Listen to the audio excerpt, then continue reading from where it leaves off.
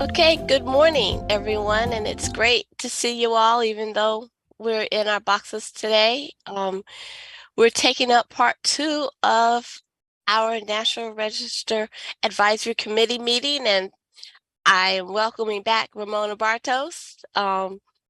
Glad to see you in the house, and we would just go ahead and get started. I'm going to do the roll call, and then we can get started with the formal program. So I'll just say when I call your name. David Bergstone. Here. David Denard. Here. David Ruffin. Here. Fred Belladin. We know Joe Opperman is here. He's just having difficulty hearing us. Josie Ward. I see Josie. Just say hello. Mary Beth Fitz. Here. Honorable Newell Clark. Aye. Sean Patch. I'm here. And Dr. Brothers. Hi, I'm here. And those are the committee members, and I know staff is here. Thank you so much. And we would like to go ahead and get started. And we have, I'm bouncing between screens here. We have the study list, and we have our East region, and that will be, our consultants will be bringing that to us. Johnson, I'm sorry to interrupt, but I saw I'm Sean sorry. I saw Sean Patch's hand up, but now it's disappeared. Yeah. Okay. Ramona, quick question for you. In terms of potential conflicts, my company has prepared the presentation for the Hope County. Do I need to recuse myself from that? I just want to ask your guidance on this. Oh, yes, I forgot. We've lost Ramona. Yep, I see that. Hopefully she'll pop back on here. I don't see a conflict. There's not like a financial implication. Okay, just wanted to ask. Thank you. Mm-hmm. Thank you for asking, because that reminds me, I do need to ask if there are any other perceived conflicts of interest. You should state so now and then remind us when we come to that property. So, Dr. Johnson, yes, I'm sorry to interrupt again. Ramona, that's okay. Ramona does think that Sean probably does need to recuse from the voting. I think he can definitely stay on, and I hope we'll stay on for the presentation, but just recuse for the voting. Okay. On Hope County. That's noted, and we'll remind you. Thank you, Sean. Now we're getting started with the first property presentation. Okay, Dr. Johnson, thank you for stepping in as chair this morning. This is Beth King. I'm the architectural survey coordinator for those who might not have met me. And I want to say thank you for coming to this special meeting this morning. We believe this is the first time in our department history that we have done something like this. And it's a reflection of the high volume of survey projects that we're undertaking right now. Particularly county-wide surveys, which, as many of you know, because of your expertise in the field of preservation, are often very long and complicated projects, usually multi-year, multi-phase projects. So today, first we'll be looking at Edgecombe County, which I will be playing a video the consultants recorded earlier this week because they were not able to attend the meeting at this time. And that is the first of 3 counties that are currently being surveyed for the second time. They were surveyed in the 1980s, and we're doing an update with some funding from the Department of Transportation as a result of the CCX terminal that's being constructed or will be constructed in Rocky Mount. So Edgecombe will be our first project to conclude. Later on, we'll also be seeing projects from City of Wilson and Wilson County and Rocky Mount and Nash County. And then the second presentation we'll see today is one of our emergency supplemental historic preservation fund surveys. And this is Hope County is the first of the 7 counties they're being surveyed with that bucket of money to conclude. And so you'll be seeing in the future presentations from Cumberland, Person, Polk, McDowell, Montgomery, and Vance counties also under this funding source. And then lastly, we have a presentation from Salisbury, which is one of our municipal survey updates. And that is a project that was funded through our annual Historic Preservation Fund grant that's offered to certified local governments. So that's a more normal, we do this just about every October kind of presentation, but we're very excited to be continuing to do our normal work with certified local governments, even as we're doing these larger and less common countywide survey projects. So unless anyone has any questions for me, I'm going to try to share my screen and get our first presentation underway.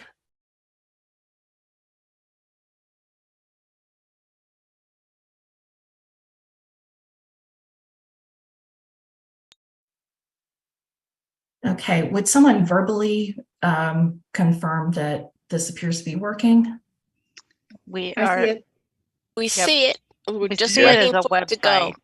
Okay, great. When I push play, this is going to start very quickly. There's no preamble. So Sarah, if you would just text me if something appears to be not working correctly. All right. Will do. Thank you.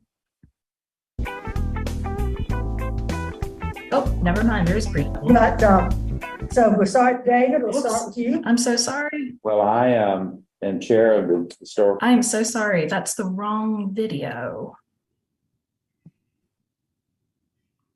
That's the that's the recording from the last meeting. I'm so sorry. I downloaded this yesterday, but I must have downloaded both of them by mistake.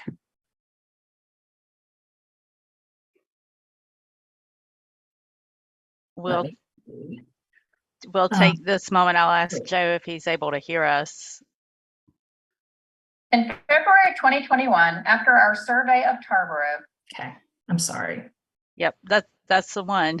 Okay. Let me try one more time to share.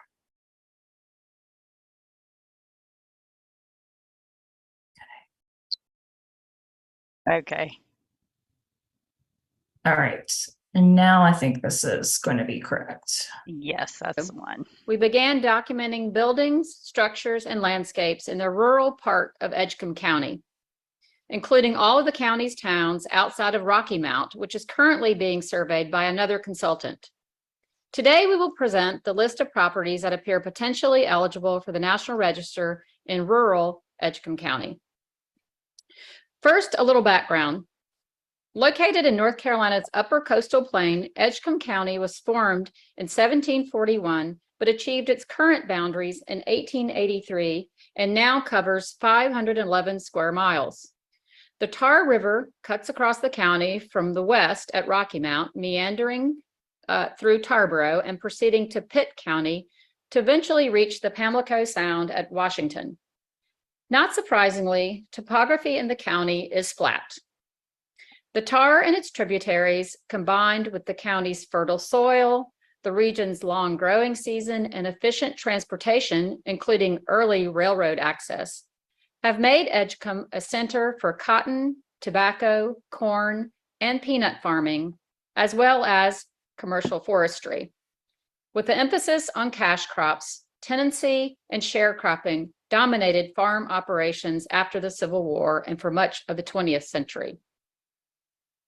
Agriculture remains the basis of the county's economy, but today large agribusinesses, some formed by local families, cultivate many of the vast fields spanning the rural countryside. Edgecombe has been the subject of several architectural surveys, but 2 in particular documented the greatest number of historic resources. In 1977, staff from the State Historic Preservation Office conducted the Tar Noose survey. That project included Tarboro, but also 80 of the most well-known rural buildings, mostly dwellings. In 1984-85, historian Henry Taves documented over 400 properties in rural Edgecombe, a survey that did not include any of the towns. Our survey aimed to update the survey files generated in these two projects, as well as survey files created outside of those undertakings, including before the TAR new survey in the earliest days of the state's historic preservation program. What we found while updating old files was at times disheartening. Only 2 of the 26 Rosenwald schools remain, and many of the county's earliest federal and Greek revival houses have been lost. As in other primarily agricultural counties, outbuildings such as flue-curing tobacco barns have been left to deteriorate as the crop has declined in prevalence and curing technology has changed. But as much as we mourned many losses, we were buoyed by the 19th century houses that have been lovingly restored and the mid-20th century resources that continue to tell the story of a people and their architectural heritage. Since the mid-1980s, several buildings have been listed in the National Register, including some that you see on the screen here. In addition to updating older survey files, we newly recorded 342 properties. These included dwellings, farms, churches, agricultural, industrial structures, and several schools, mostly African-American schools built after Brown v. Board of Education and before integration in the early 1970s. Many of the properties we documented were in the county's towns, including Princeville, Speed, Pine Tops, Canita, Macclesfield, Whitakers, Leggett, and Battleboro, but most were rural. We were fortunate to encounter many residents who took an interest in our work, showed us buildings we might not have recognized as important otherwise, and told us stories about their family farms, country stores, mule barns, and cemeteries. As a result of our work, we now present our study list for Edgecombe County. We'll start with the houses. Dr. James Jones Phillips established Mount Moriah Farm in the early 19th century. The main house results from 2 construction periods beginning around 1815, when a federal 2-story side gable dwelling was built with a single shoulder chimney. That section now serves as the rear L for the 1851 Greek Revival style addition. That addition includes large 6/6 windows. Throughout the interior, original finishes remain intact and are well preserved by the descendants of the original owner, Dr. Phillips. Outbuildings on the 542-acre farm include a tenant house, silo, pack house with ordering pit, a smokehouse, livestock barn, cook's house, and a garage. On the site, but barely visible behind the cook's house, is what is known as the Old House, a 3-bay building with mortise and tinted framing dating from the early 19th century. Mount Moriah is eligible under criterion C for architecture and possibly A for agriculture, but more research would be needed to determine if the current mix of cultivated fields and woodlands reflects the farm's historic period. Pawnee Prospect began as a 1.5-story house built circa 1790. Peter Evans, a builder and original owner of Rocky Mount Mills, purchased the house in 1809. Evans added a 2nd story, and in 1820, this 2-story front block was built. Pawnee Prospect was listed in the National Register of Historic Places in 1971. And this is at the original site. Several years after it was listed in the National Register, Pawnee Prospect sat unoccupied and deteriorating until the owner, wanting the house gone from his land, donated it to Preservation North Carolina in 2005. And here are some photos of the interior taken in the 1980s.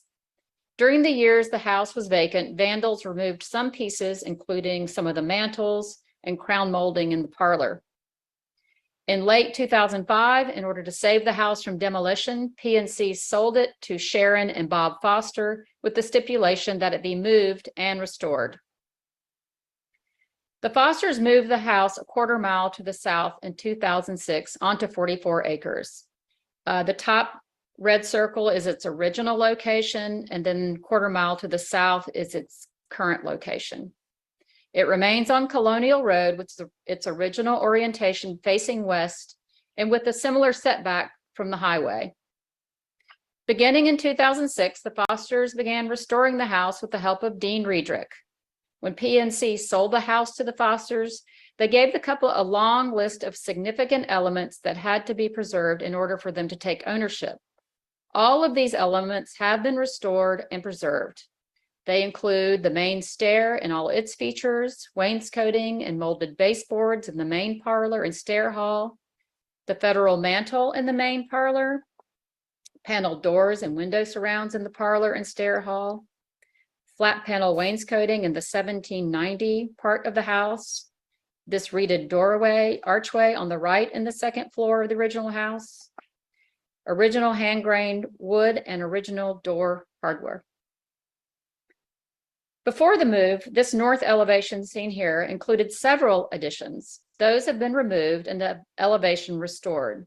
An original chimney is to the west, to the right, and along with 6/6 and 9/9 windows that have been restored. The other chimney on this elevation was built to match the original. After the house was moved in 2006, the owner built a hyphen, seen here on the left, this is the back of the hyphen, to connect a one-story side gabled addition on the north side of the rear shed room. That addition, and this is the back of that addition, dates to 2007, 2008. An enclosed porch on the rear of the 1790 section, not original to the house, was removed, and this one-story hipped roof L was built, and it contains a modern kitchen. And here's an overall scheme of the house showing the dates of its major components. When Piney Prospect was moved in 2006, it was removed from the National Register. We believe it's now eligible under Criterion C for architecture. Criterion Consideration B applies because it is a building removed from its original location, but which is significant primarily for its architectural value. Around 1830, Elizabeth and Job Pitt built a two-story single pile dwelling with a side gable roof, 9/9 windows, 6 panel doors, and single shoulder end chimneys. Inside, the original house contains intact and especially rich federal finishes, such as these two mantles. The parlor wainscoting retains grain panels and a band of reading. Early moldings have been preserved over the original door. In 1898, Elizabeth and Job Pitt's grandson, Robert Pitt, added this two-story Queen Anne-inspired addition to the front of the federal dwelling. The addition included a wraparound porch, sawn decoration, and bracketed eaves. The connection between the houses is seamless on the interior. Here's a view from the circa 1830 house into the center hall of the 1898 house. Here's another view of that center hall. The late 19th century house includes typical mantles and other finishes, including this archway on the upper level central passage. A kitchen, which once stood apart from the house, was attached to the east end of the original house. The smokehouse stands in the backyard, and a frame pump house also is in the rear yard. The Pitt family cemetery, containing about 30 marked graves, is northwest of the dwelling.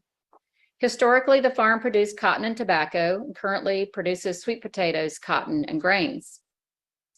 The property is now occupied by Elbert Ray Pitt Jr., a sixth-generation Pitt, and his wife, Gwen.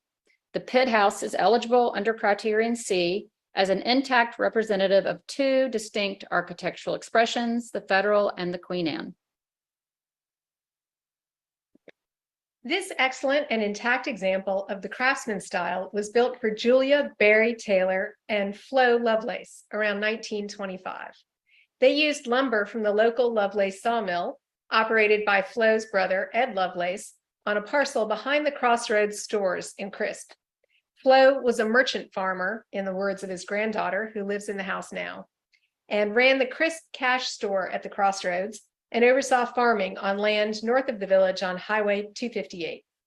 Flo was active in the community and a founder of the Crisp Power Company in 1924, which also established the community's first water system. The water tower was installed on the back of this parcel, and you will see that later in the slideshow. The deep bracketed boxed eaves and hipped roof, along with the hipped dormer to vent the roof, are among the components of the Craftsman style seen on this foursquare. The single-story wings that flank the house hold a sunroom on one side and a porte cochere on the other, with French doors providing egress.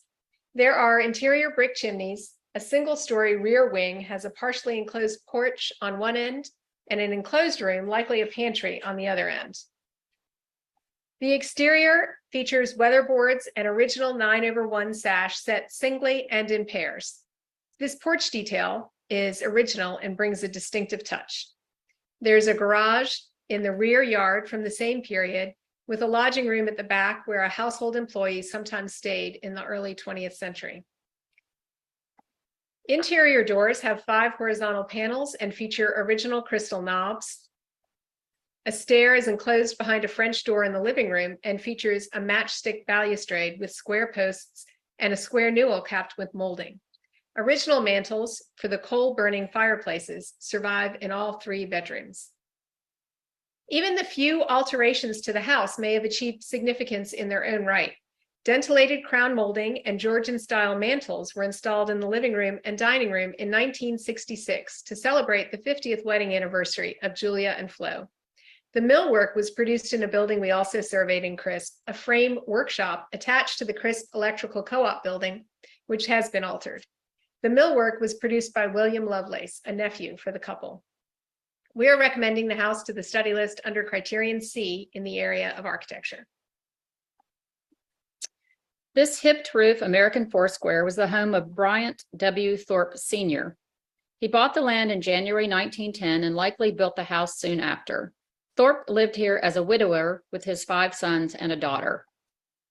Bryant Thorpe served in the North Carolina House of Representatives from Edgecombe County in 1885-86. He was one of 2 Black members that session.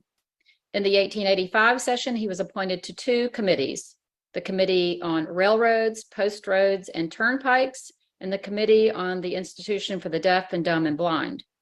We know from journals of the House of Representatives that he was an active member, proposing bills and amendments, including an amendment that would have allowed the voters of Edgecombe County to decide whether they wanted a fence law. Bryant W. Thorpe Sr. is significant as one of a group of Black Edgecombe County residents to serve in the North Carolina General Assembly in the period after Reconstruction and before 1900, the year when a state constitutional amendment disenfranchised most Black voters in North Carolina.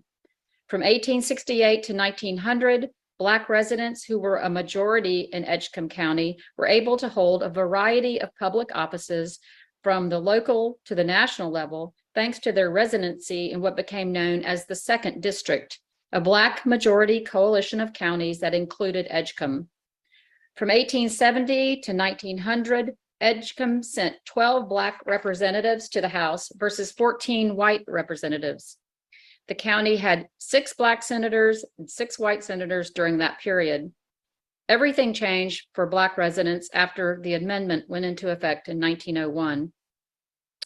The Bryant W. Thorpe Sr. House is significant in the areas of politics, government, and Black ethnic heritage under criterion B for its association with Representative Thorpe. Although he had the house built after his tenure in Raleigh, it is the only known historic building associated with him. We were not able to access the interior, but the intact nature of the exterior might indicate an intact interior, and we are not nominating the house for its architecture, but only for its important connection with Thorpe, and the house is eligible under criterion B. This 2-story, circa 1915 neoclassical style dwelling is on East Main Street in Whitakers. The house was apparently built by Jesse and W.T. Broswell in 1910, who lived in a similarly fine house next door, and sold to D.B. Gaskill in 1919 for $5,500. Gaskill was the cashier at the Bank of Whitakers, according to the 1920 federal census. A double-height porch over a single-story wraparound porch characterizes the neoclassical style, and full-height gabled bays are at side elevations.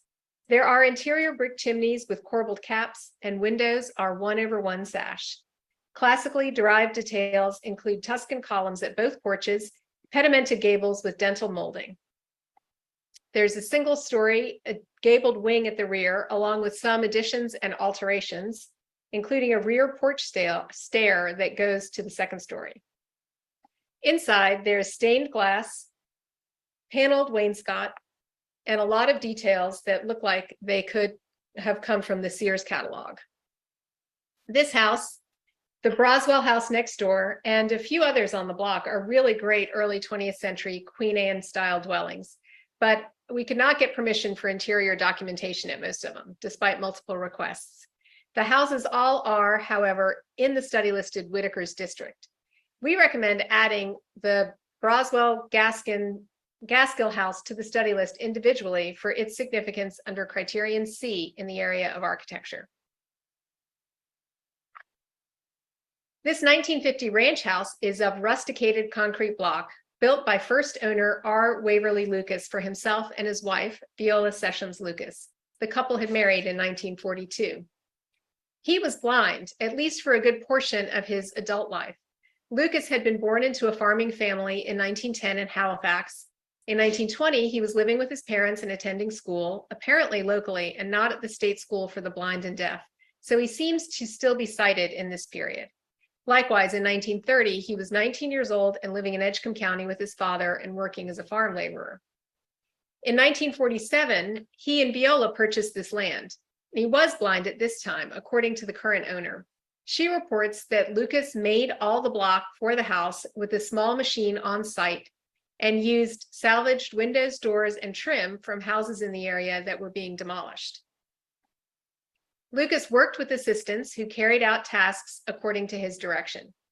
They added the back wing to the house in 1970 when his ailing brother moved in with him. And also from about 1950 to perhaps as late as 1985, Lucas operated the Lucas Concrete Works out of a workshop on the property, making concrete septic tanks, concrete block, bird baths, and possibly other concrete items. Here's his business signpost rendered in concrete and metal pipe at the side yard of the house.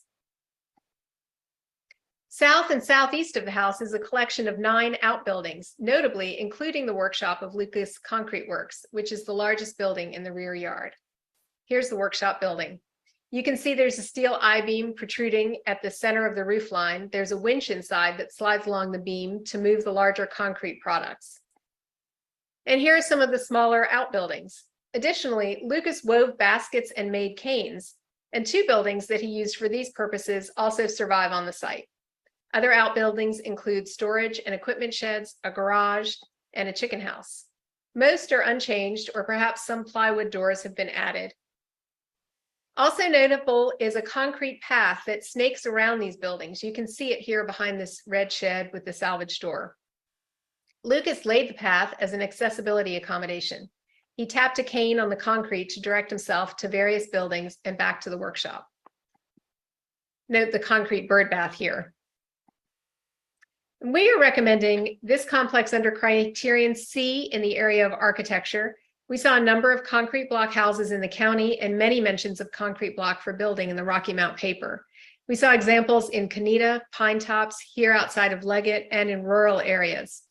The Lucas Place was a great example of concrete block construction, but also the small-scale concrete products manufacturing business. It may also be eligible under criterion A in the areas of social history and commerce. I don't think Lucas attended the State School for the Blind and the Deaf, but he did attend the Lions Club camp for people with disabilities and may have received training from the Lions also. So there may be a connection with social welfare initiatives to help the blind in North Carolina. This is one of the best craftsman bungalows we saw in the county and definitely one of the more intact houses in Macclesfield. The house is rich with architectural detail and impressively intact at the exterior, although there is a large gabled addition to the rear elevation, but there's also a great garage from the 1920s. The exterior of the house is brick with shingles at the gable ends and this nice bracketed bay at the center with 9/1 sash.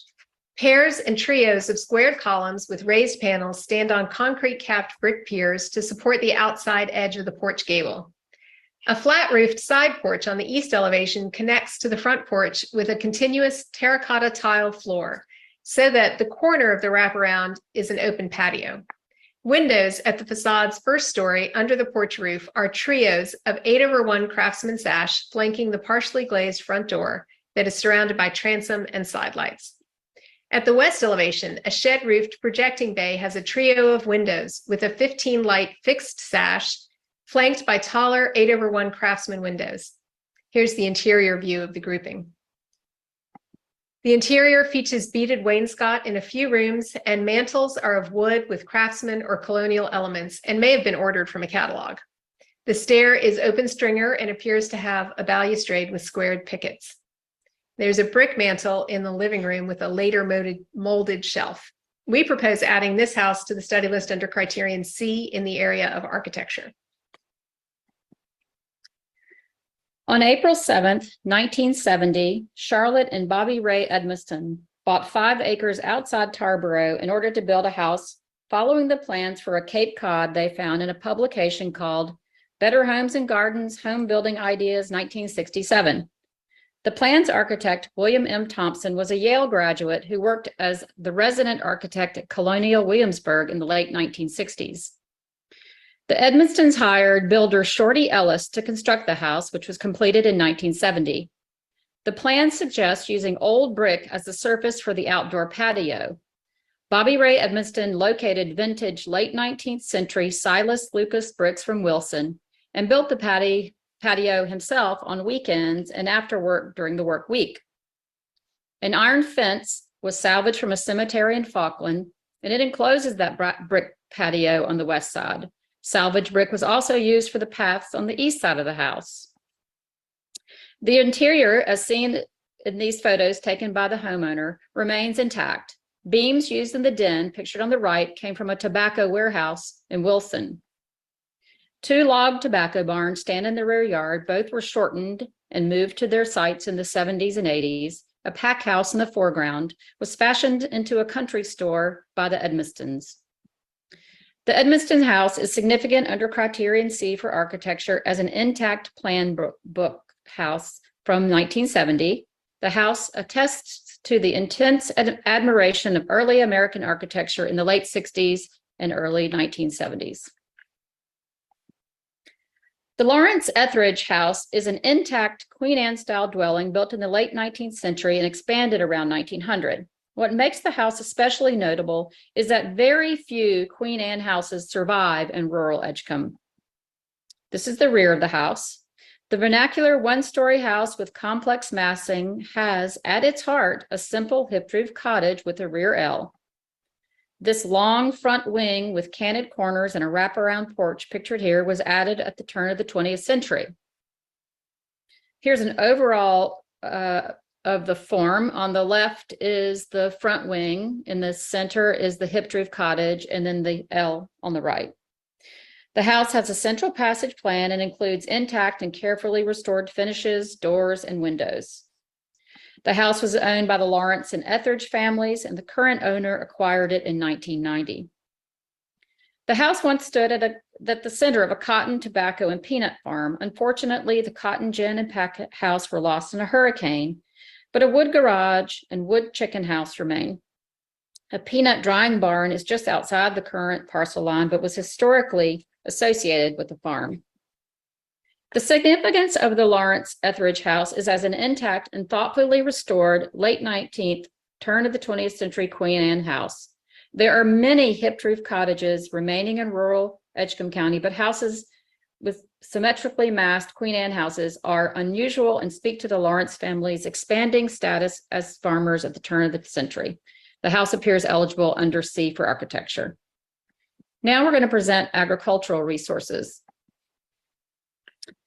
The Anderson Farm Rural Historic District includes the Anderson Farm, the house is pictured at the top right, the Anderson Grocery, and the Anderson Cotton Gin seen at the bottom picture.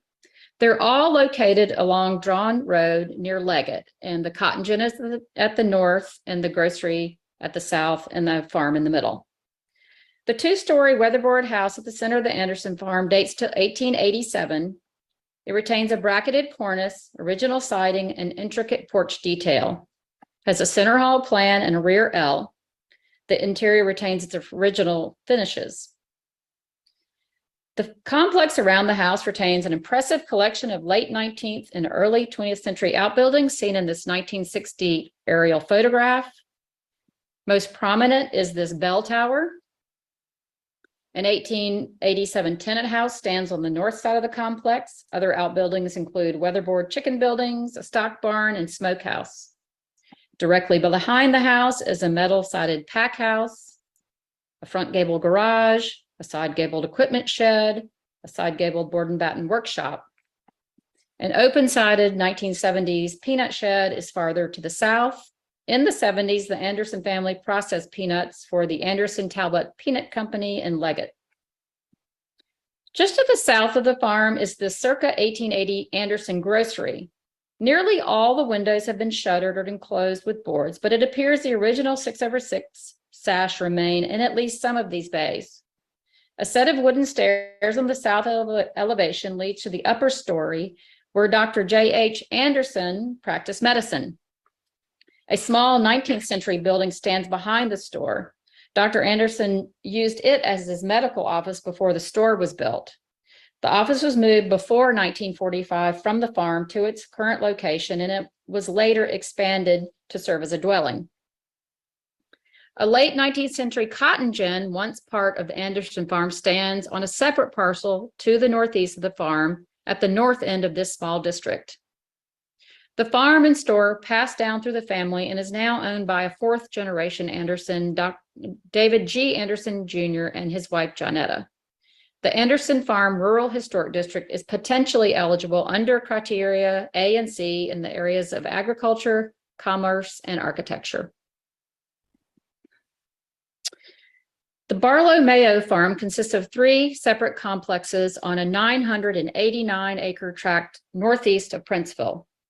At the north end is a modern collection of farm structured picture on the left, including grain bins, pole sheds, sheltering metal peanut wagons, and a mid-20th century house.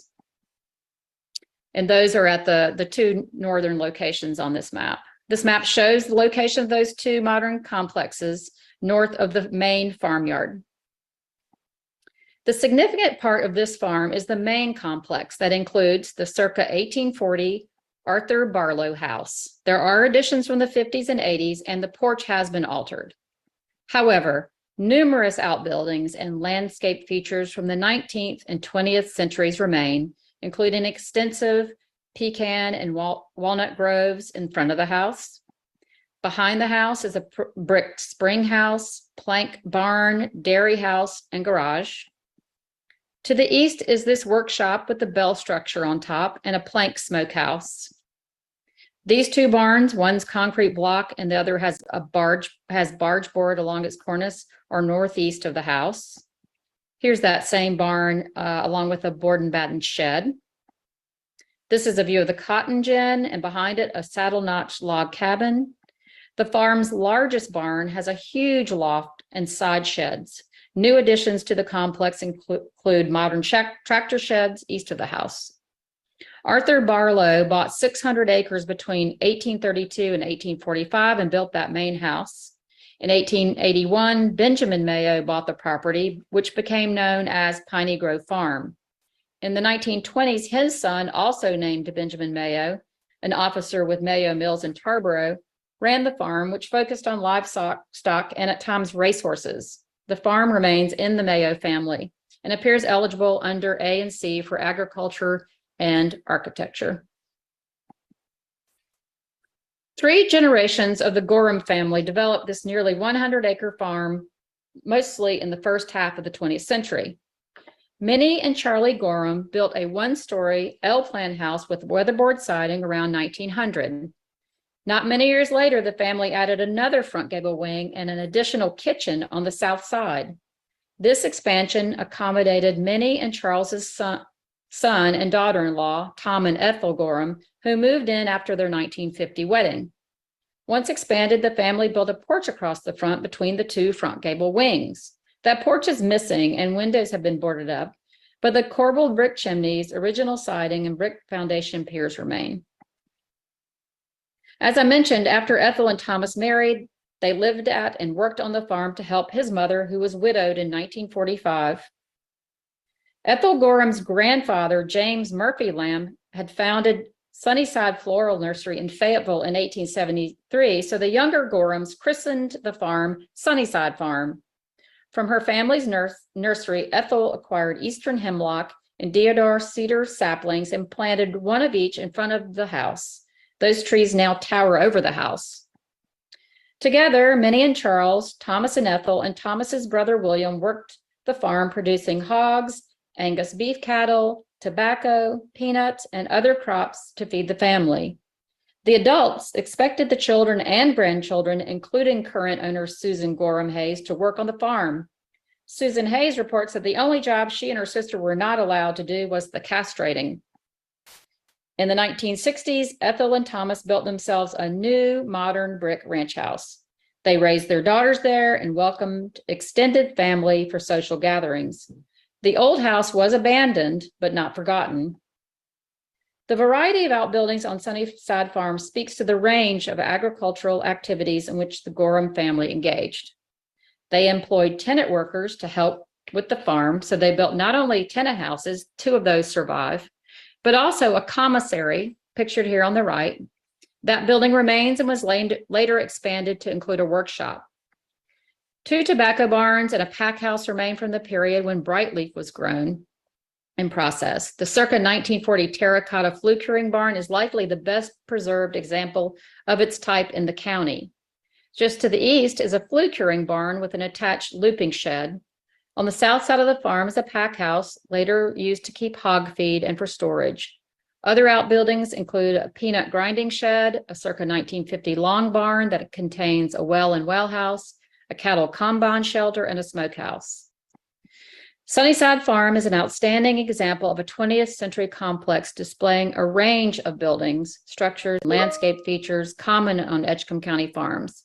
It appears eligible under criteria A and C for agriculture and architecture. Offie Davenport likely built this cotton gin in the 1930s as a family farm cotton gin, as opposed to a community gin. The 2-story rectangular building includes a raised platform on the front where cotton could be unloaded from the upper level. Cotton was unloaded from wagons on the north elevation, where a shed roof is supported by wood posts. The shed roof projection on the south elevation held the seed room. The L provided shelter for machinery. Edgecombe County remained a major producer of cotton into the 20th century, but smaller gins like the Davenport gin have become rare. After World War II, a large community gins took over. The Davenport gin is eligible under criterion A for agriculture and industry, and under C as an example of an intact Depression-era cotton gin. We didn't see anything like this 100-foot-long frame gambrel-roofed cattle barn anywhere in the county. The barn has side sheds along both eave walls, and the east gambrel end is accessible from an unpaved farm lane. The main section is 2 stories tall and 50 feet wide. Side sheds are 18 feet deep. This barn is enormous. The center gambrel section has 2 open aisles down its center, flanked by animal pens and storage cabinets. Braced timbers standing on concrete piers provide support for the second floor and are most visible between the 2 aisles. The posts are reinforced in some places with creosote logs. A wood stair along the south wall of the east aisle rises to the loft above. 2 window openings at the loft have aluminum storms in them only, but original windows pierce the side of the barn at the second story in the area between the gambrel eave and the top of the shed roof. There, 8 6/6 double-hung sash windows are installed sideways so that the windows are opened by sliding the sash from side to side rather than up or down. Aluminum siding covers the original weatherboard sheathing of the barn, some of which is visible at the east end of the building. The barn stands on a 228-acre parcel identified in the Edgecombe County GIS website as W.H. Killebrew land. The system dates the barn to 1901, but folks living in the house next door noted that the barn was built in the 1930s and managed at some point in the 20th century by H. Cofield Robbins. Robbins' father, John Robbins, helped to build the barn, according to a family member who lives in the gambrel roofed house on the neighboring parcel. The survey informant stated that there was no connection between that house and the barn. We recommend the barn for the study list for its significance under criterion A in the area of agriculture. Clark Industries peanut processing and buying facility occupies 7 acres just outside Princeville. Edgecombe County was one of the top peanut producers in the state throughout the 20th century, but especially from the 1930s into the 1970s. This peanut processing and buying facility retains 13 buildings and structures used in peanut processing and storage in the mid to late 20th century. Building and structures include this office sheathed in corrugated metal. To the south is the 2-part corrugated metal elevator on tall wood posts. It's attached to a shed roof building. The taller section was used for loading trucks with peanuts. Large metal-sided warehouses are at the rear of the complex. Open-sided buildings where the peanuts are dried and stored in wagons occupies the east side of the complex. They are fitted with large fans to dry the nuts. Original peanut wagons remain sheltered by these buildings. William Grimes Clark of Tarboro started Clark Industries, a diversified business involved in agriculture and finance in 1955. In 1962, Catherine and Romaine Howard sold the parcel outside Princeville to Clark Industries. The property was a small portion of Oak Spring Farm, an expansive property George Howard purchased in 1869. In 1972, Catherine and Romaine Howard sold an adjacent parcel to Clark Industries for an expansion that happened in 1972 when the company added a dumping pit and machinery to unload peanuts. Peanuts were a significant 20th century crop processed locally for market. Few of these properties retain such a diverse range of structures as the Clark Industries peanut facility. It appears eligible under criterion A for agriculture and industry. There is another peanut processing complex in Battleboro, which comprises this large warehouse with monitor, a huge silo and elevator, and office buildings and sheds on a triangular parcel of land near the rail line. This parcel was owned by peanut farmer Henry Milgram and his wife Ruby Milgram from 1957 through the 1970s.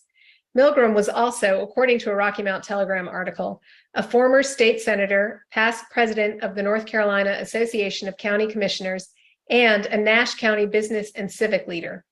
The county GIS system dates the warehouse and office to 1960.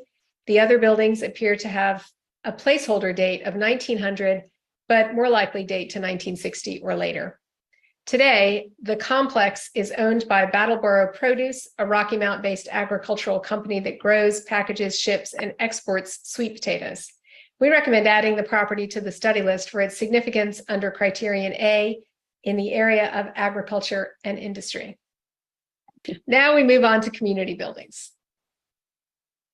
Grace Episcopal Church, built in 1894 in the Lawrence community, is an intact Gothic Revival style frame church established as a mission of Calvary Episcopal Church of Tarboro.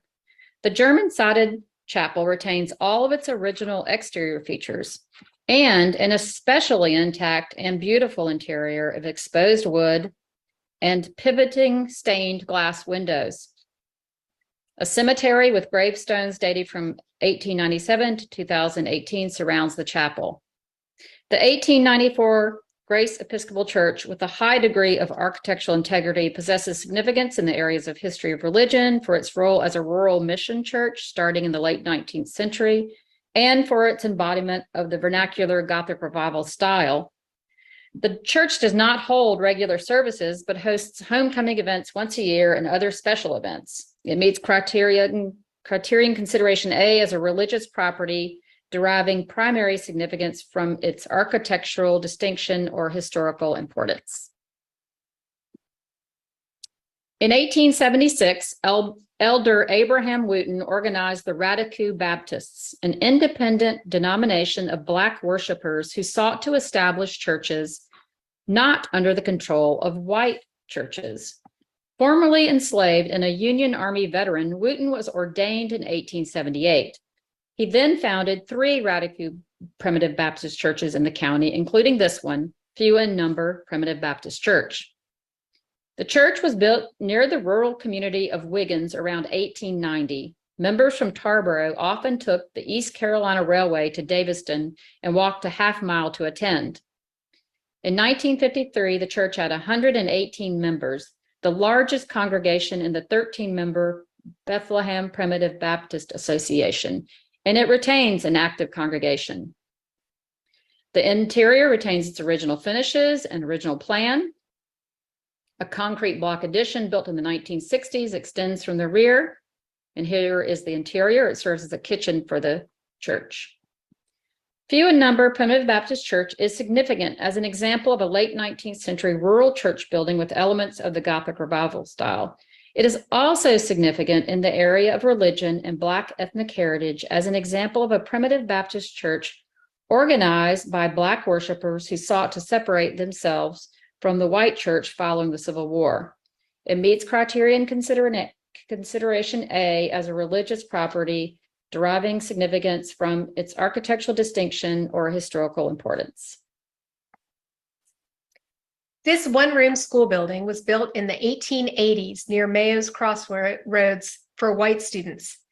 It was replaced with another building around 1912 and was moved at some point to the nearby Mayo Farm, where it stands today.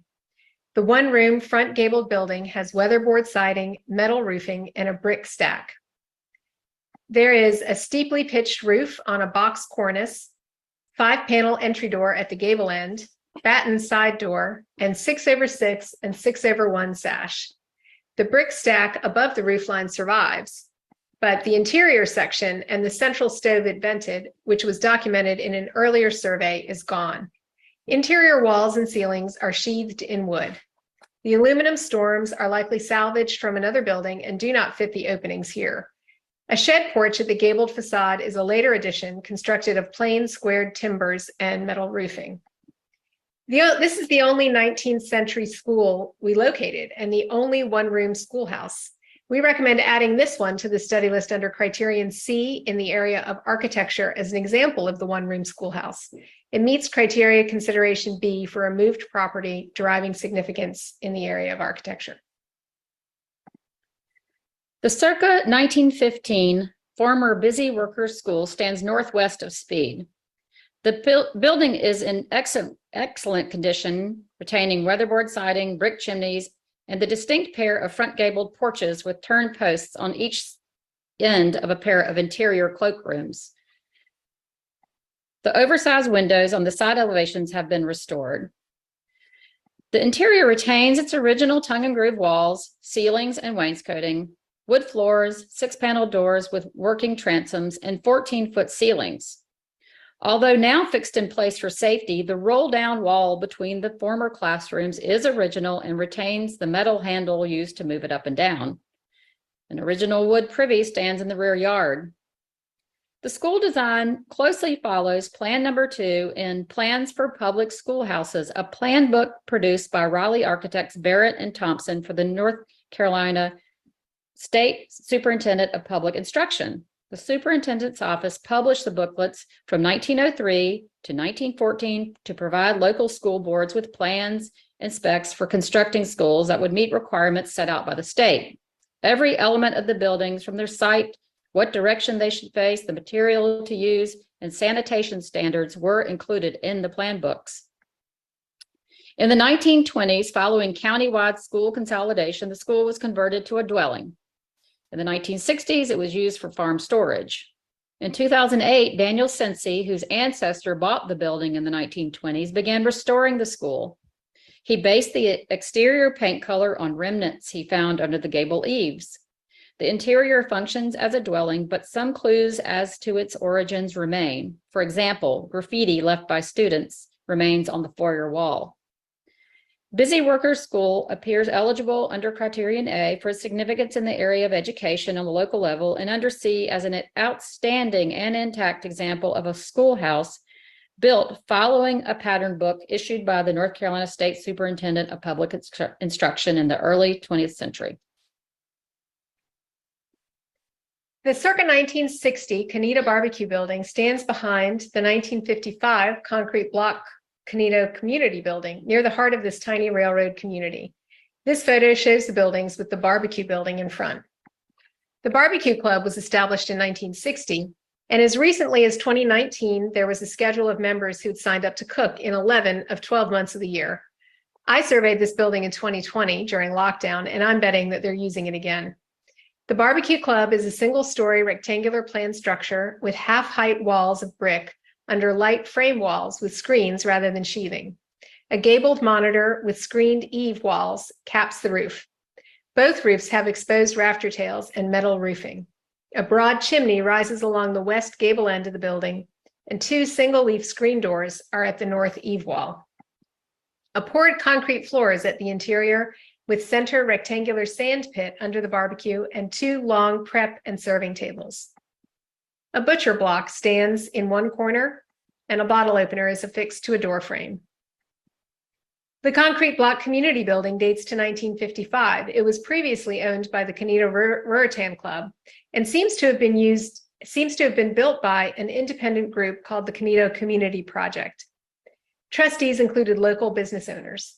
The interior consists of one large gathering room under the main roof and restrooms and a kitchen in the shed-roofed back room. Windows have been replaced. We recommend adding the property to the study list under criterion A in the area of recreation. The sign in front of this one-story windowless concrete block building indicates the Panola Heights Club was founded in 1950. In 1972, W.S. Clark & Sons, a retail business that operated in Tarboro for about 100 years, sold the 1-acre parcel to the Panola Heights Club Incorporated for $10. Since its construction, the club has served as a social and civic gathering place for Black residents of Tarboro and the surrounding area. It is named for a historically Black neighborhood in East Tarboro. Open-sided gable-roof picnic shelters occupy the rear yard. The interior has concrete block walls and new tile floor. Organized Black social clubs have existed in North Carolina since at least the 1890s, when the Asheville Colored Club was founded.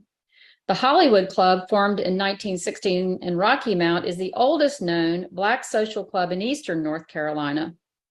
It supported the Red Cross, the Boy Scouts, and the YMCA. In 1959, the Young Men's Social Club in Rocky Mount purchased uniforms for the Booker T. Washington High School cheerleaders. These clubs were social, but members were also involved in the civil rights movement, and the clubs typically had a philanthropic mission as well. In the mid-20th century, clubs existed in Burlington, Roxborough, Washington, Laurinburg, and Winston-Salem. Unfortunately, we haven't learned many specifics about the workings of the Panola Heights Social Club.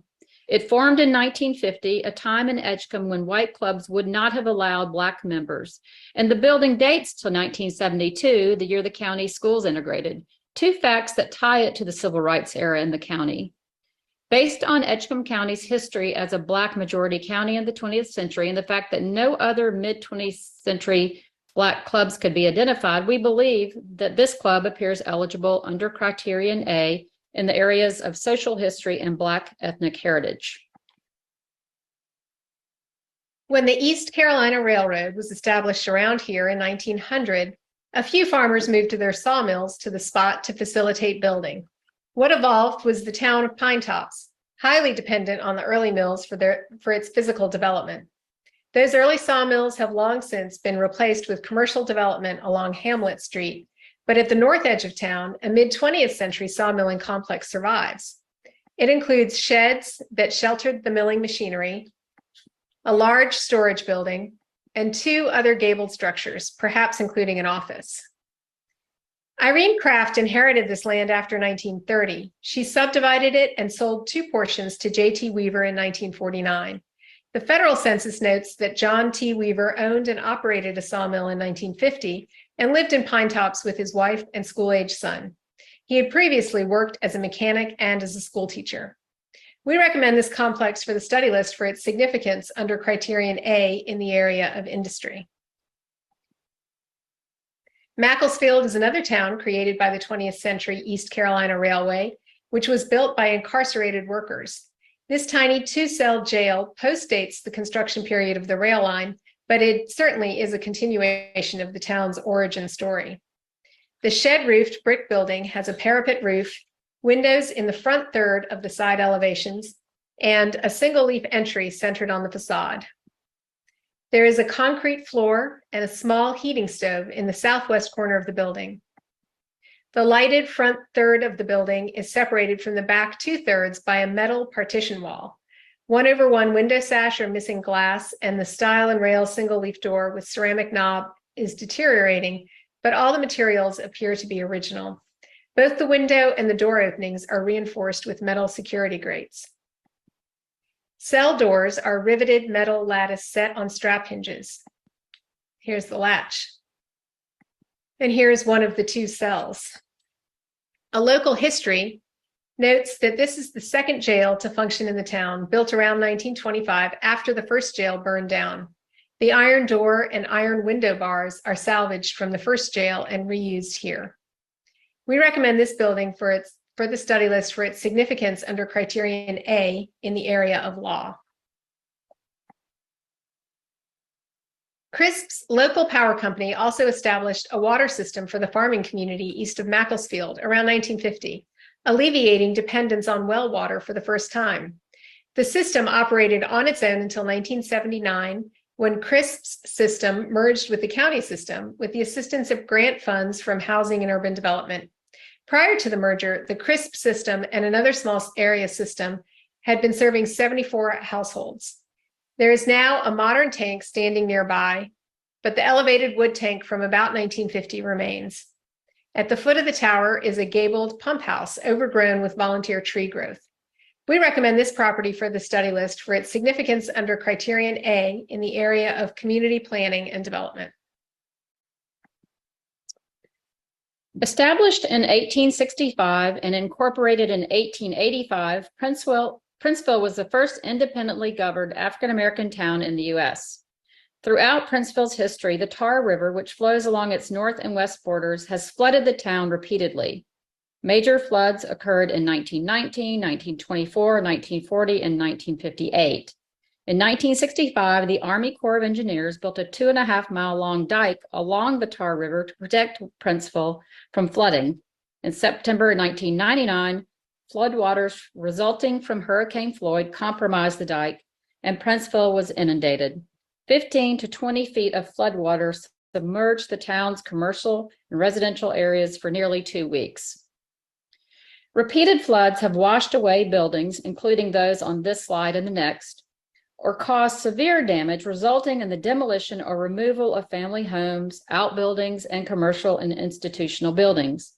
The built landscape of Princeville contains few historic buildings, and most older structures have been substantially renovated using FEMA funding following Hurricane Floyd. The overwhelming majority of the material culture that would otherwise depict the history of the town of Princeville has been lost. Of the 92 buildings documented before our project, 70 no longer stand. The 17 buildings remaining have been altered with vinyl siding and replacement windows. There are 2 significant historic buildings in town: Princeville School, which is listed in the National Register and built in the late 30s, according to plans from the Rosenwald Fund, through the North Carolina Department of Public Instruction, and the 1871 Mount Zion Primitive Baptist Church, which was put on the study list in 2001. In addition, the Princeville Baptismal Site, where Black churches in Princeville and Tarboro baptized their members between the 1890s and the 1950s, is a significant site and has been determined eligible for listing through the environmental review process. Because of the loss of historic fabric in the town, we are proposing the Princeville Community Cemetery for the study list. It spans over 14 acres with earthen lanes set in grid pattern to allow access between groups of burials set mostly in neat rows. Stones range from concrete tablets carved by hand to professionally created marble or concrete tablets or ledgers. Some family groups are contained by wrought iron, chain link, and wood post fences, or low concrete block and brick walls. Princeville Cemetery includes the community burial yard as well as the Kearney, Wilson, Dancy, and Memorial cemeteries. It also contains the graves of Elder Abraham Wooten and Turner Prince, the man for whom the town is named. Princeville Cemetery appears potentially eligible for the National Register in the area of community planning and development, ethnic heritage, and social history, all under Criterion A. In this case, Criterion Consideration D applies since the cemetery derives its significance from its association with historic events. In making this recommendation, we are following the guidance of our National Register reviewer, Jim Gabbert, who, at our last National Register Consultants Workshop, advised that when so much has been lost in a single community, a cemetery could be potentially eligible for listing. We'll now move on to conservation resources. The construction of drainage canals to improve farming and forestry occurred throughout the 19th century in North Carolina. In the late 19th century, drainage districts were organized across eastern North Carolina to build and maintain canals. The North Carolina Drainage Association held its first convention in New Bern in 1908. Congressman John Small of Washington, North Carolina, drafted the North Carolina Drainage Act that passed the legislature in 1909 to encourage and support canal building among farmers. As a result, organized drainage projects began to increase as farmers and local officials recognized the importance of land improvement. Agricultural drainage became the focus of much attention among farmers and politicians in Edgecombe County in the late 19th century, especially in the southeastern part of the county near Canida.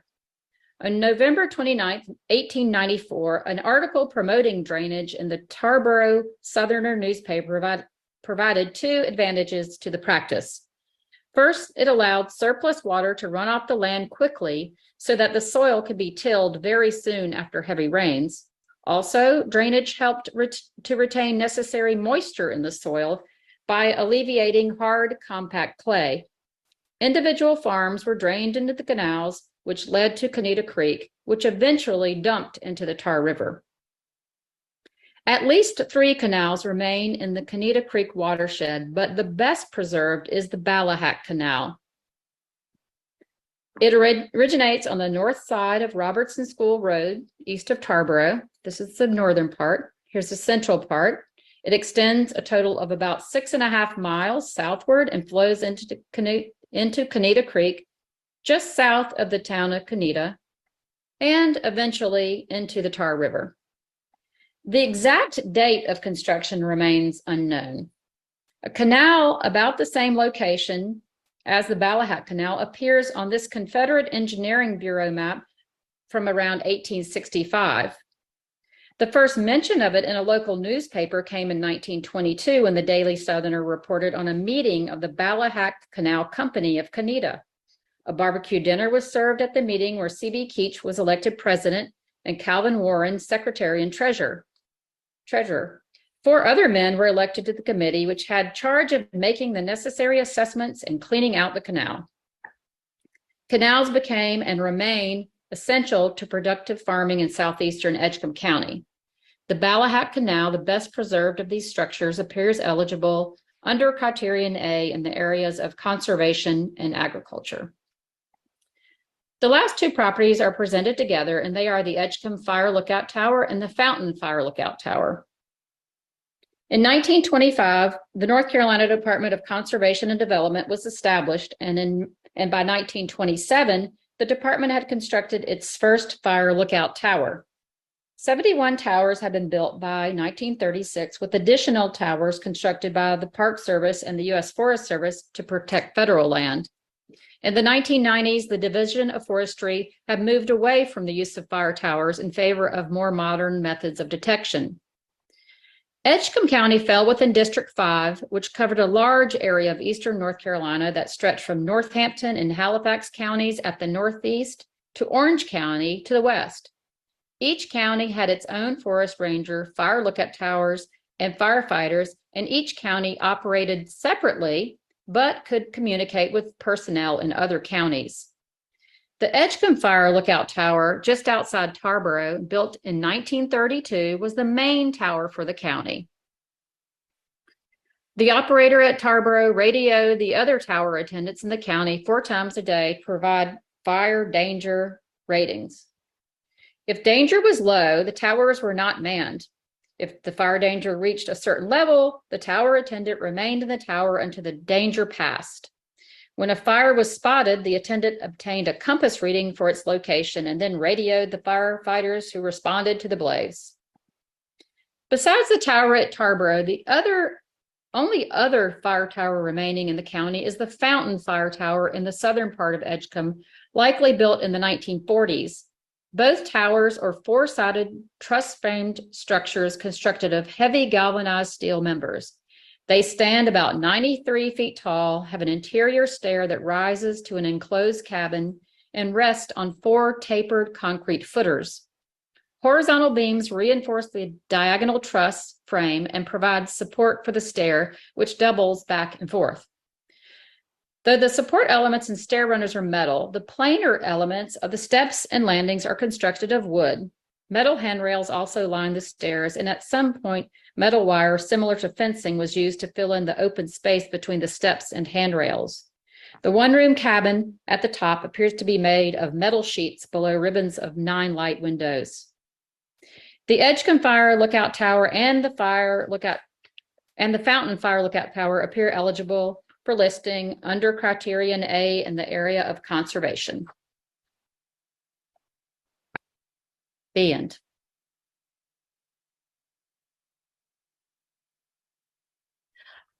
Okay. Okay, at this point, I first want to entertain any discussion, any questions that Beth, we hope that you can answer. And I open it up to the floor. After we do this round, we'll have a short break. So a very short break, but we want to first get this property determined, or this application determined. So any questions for Beth? I have a couple of questions. I can hear y'all now, so I hope y'all can hear me. Sorry yes, about we all can. that. Great. Beth, And tell us your name. You also need to say your name, even though we can see I'm it. sorry. This is Joe Opperman. Thank you, I Joe. had a couple of questions. One is I noticed in that, I think, advertisement in the newspaper advertisement for the Ballahack Canal Company, it's spelled Ballahack, B-A-L-L-Y, H-A-C-K, as opposed to B-A-L-L-A.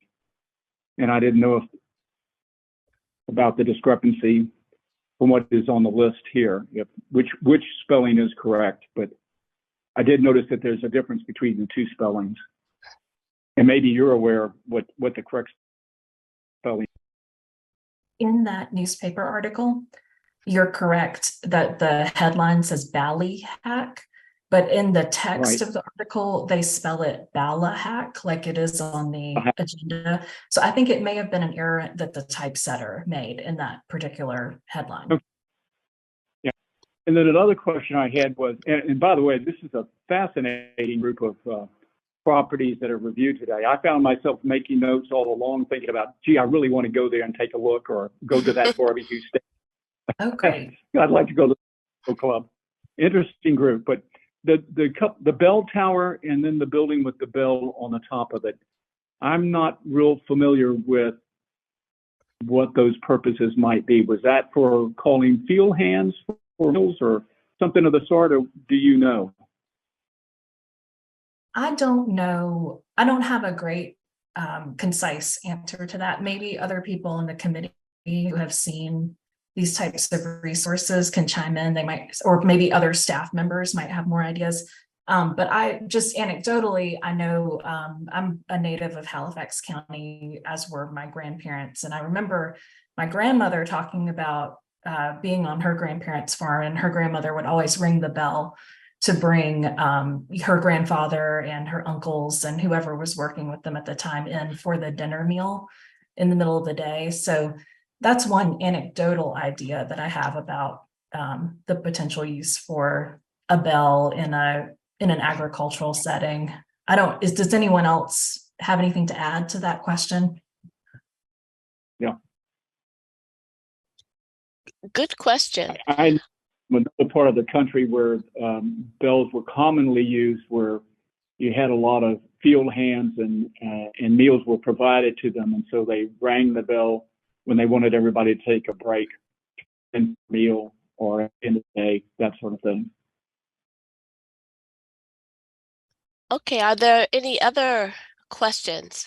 I do have one. This is Valerie Johnson. I did notice that Frank Linton Center at Bricks was not mentioned as a part of the study list. Do you know any reason why? I know it has kind of a mixed campus, but it has some significance in different ways. And so there's a school property there. There's old dorms that were used that are still used as dorms, and then they have more contemporary uses. So do you have any idea? I'm not sure. I'm not immediately familiar with this property, Dr. Johnson. Is it, would it be one of the old high school campuses, or can you tell me a little bit more No, about?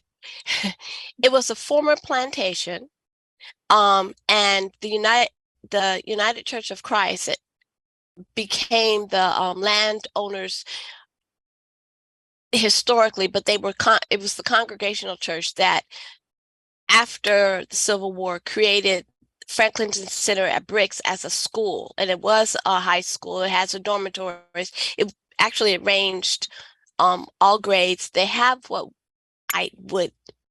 there's another building in the back that looks like it might be a Rosenwald. They had a pool. There are also houses for the people who took care of the property, the caretakers. It's been used for social justice meetings. When Princeville flooded, that was a staging place for providing relief to community folks. So it was also one of the places where they announced and first did the toxics report that was released. So it has significance in terms of social justice history, Black history, how it moved over time in terms of educating Black folks, even up to college. It still has its farmland, so they grow cotton still. So it tells a lot of different stories. It's right off of 301 in Whitakers, and you go back, it's Brick Lane, and it's also was an important part of the United Church of Christ. Now it's its own 503c1. Trying to think of what else is there. There are different buildings that mark the different parts of its history. Thank you for helping me with that, Dr. Johnson. That property is already on the study list. It was added in, I believe, in 1986. Okay, so I wasn't sure. I just wanted to make sure. Oh, thank you. Absolutely. No, thank you. It was resurveyed during the most recent survey. Okay. Cool. Any other questions or comments? So at this point, I'd like to entertain a motion. So moved. So this is Joel Opperman moves to accept the recommendation for the study list of the Edgecombe County. Is there a second? I'll second this. Oh. I saw Josie first, so thank you so much. It's been moved and seconded. All those can say aye or raise your hand. All those in favor? Dr. Johnson? Oh, yes, ma'am. Dr. Johnson, I'm sorry, because we're virtual. We've got to do I think by the roll call, if I'm not mistaken. I think Mr. Ruffin, that's my recollection for the meetings he chairs like this as well. I'm sorry. No, that's okay. I thought I was getting around something. Okay. So I will call the roll as I did earlier, and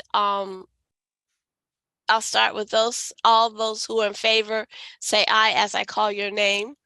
David Bergstone, Aye. David Denard, David Ruffin, Aye. Joe Opperman, Aye.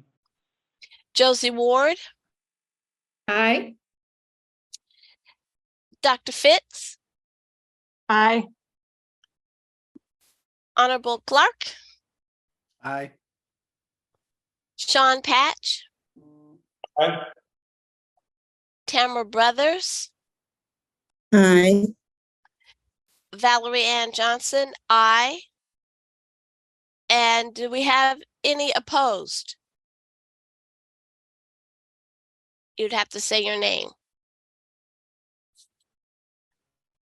Okay, well then it has been properly moved, second, and voted upon. We have this survey on the study list. Thank you. At this point, 5 minutes for y'all to take a little break, and we'll get set up for the next viewing. So you can come back at 11:28.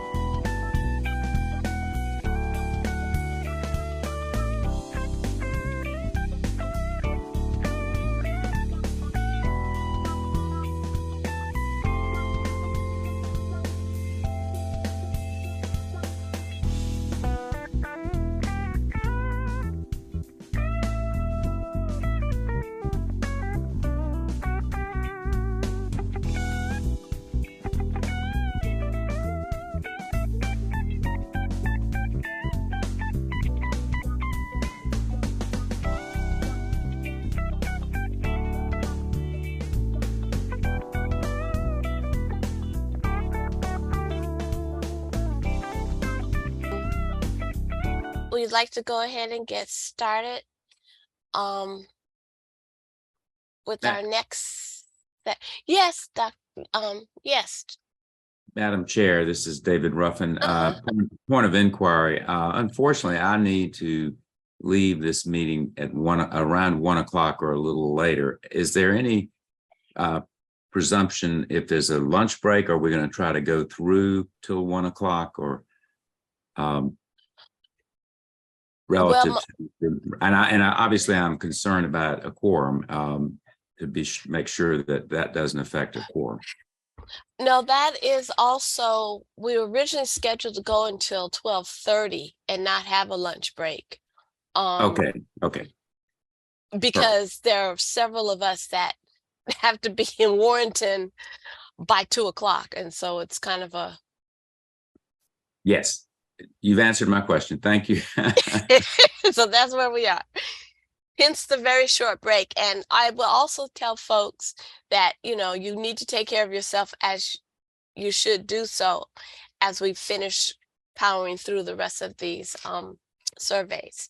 So let's get started. It looks like we're all back.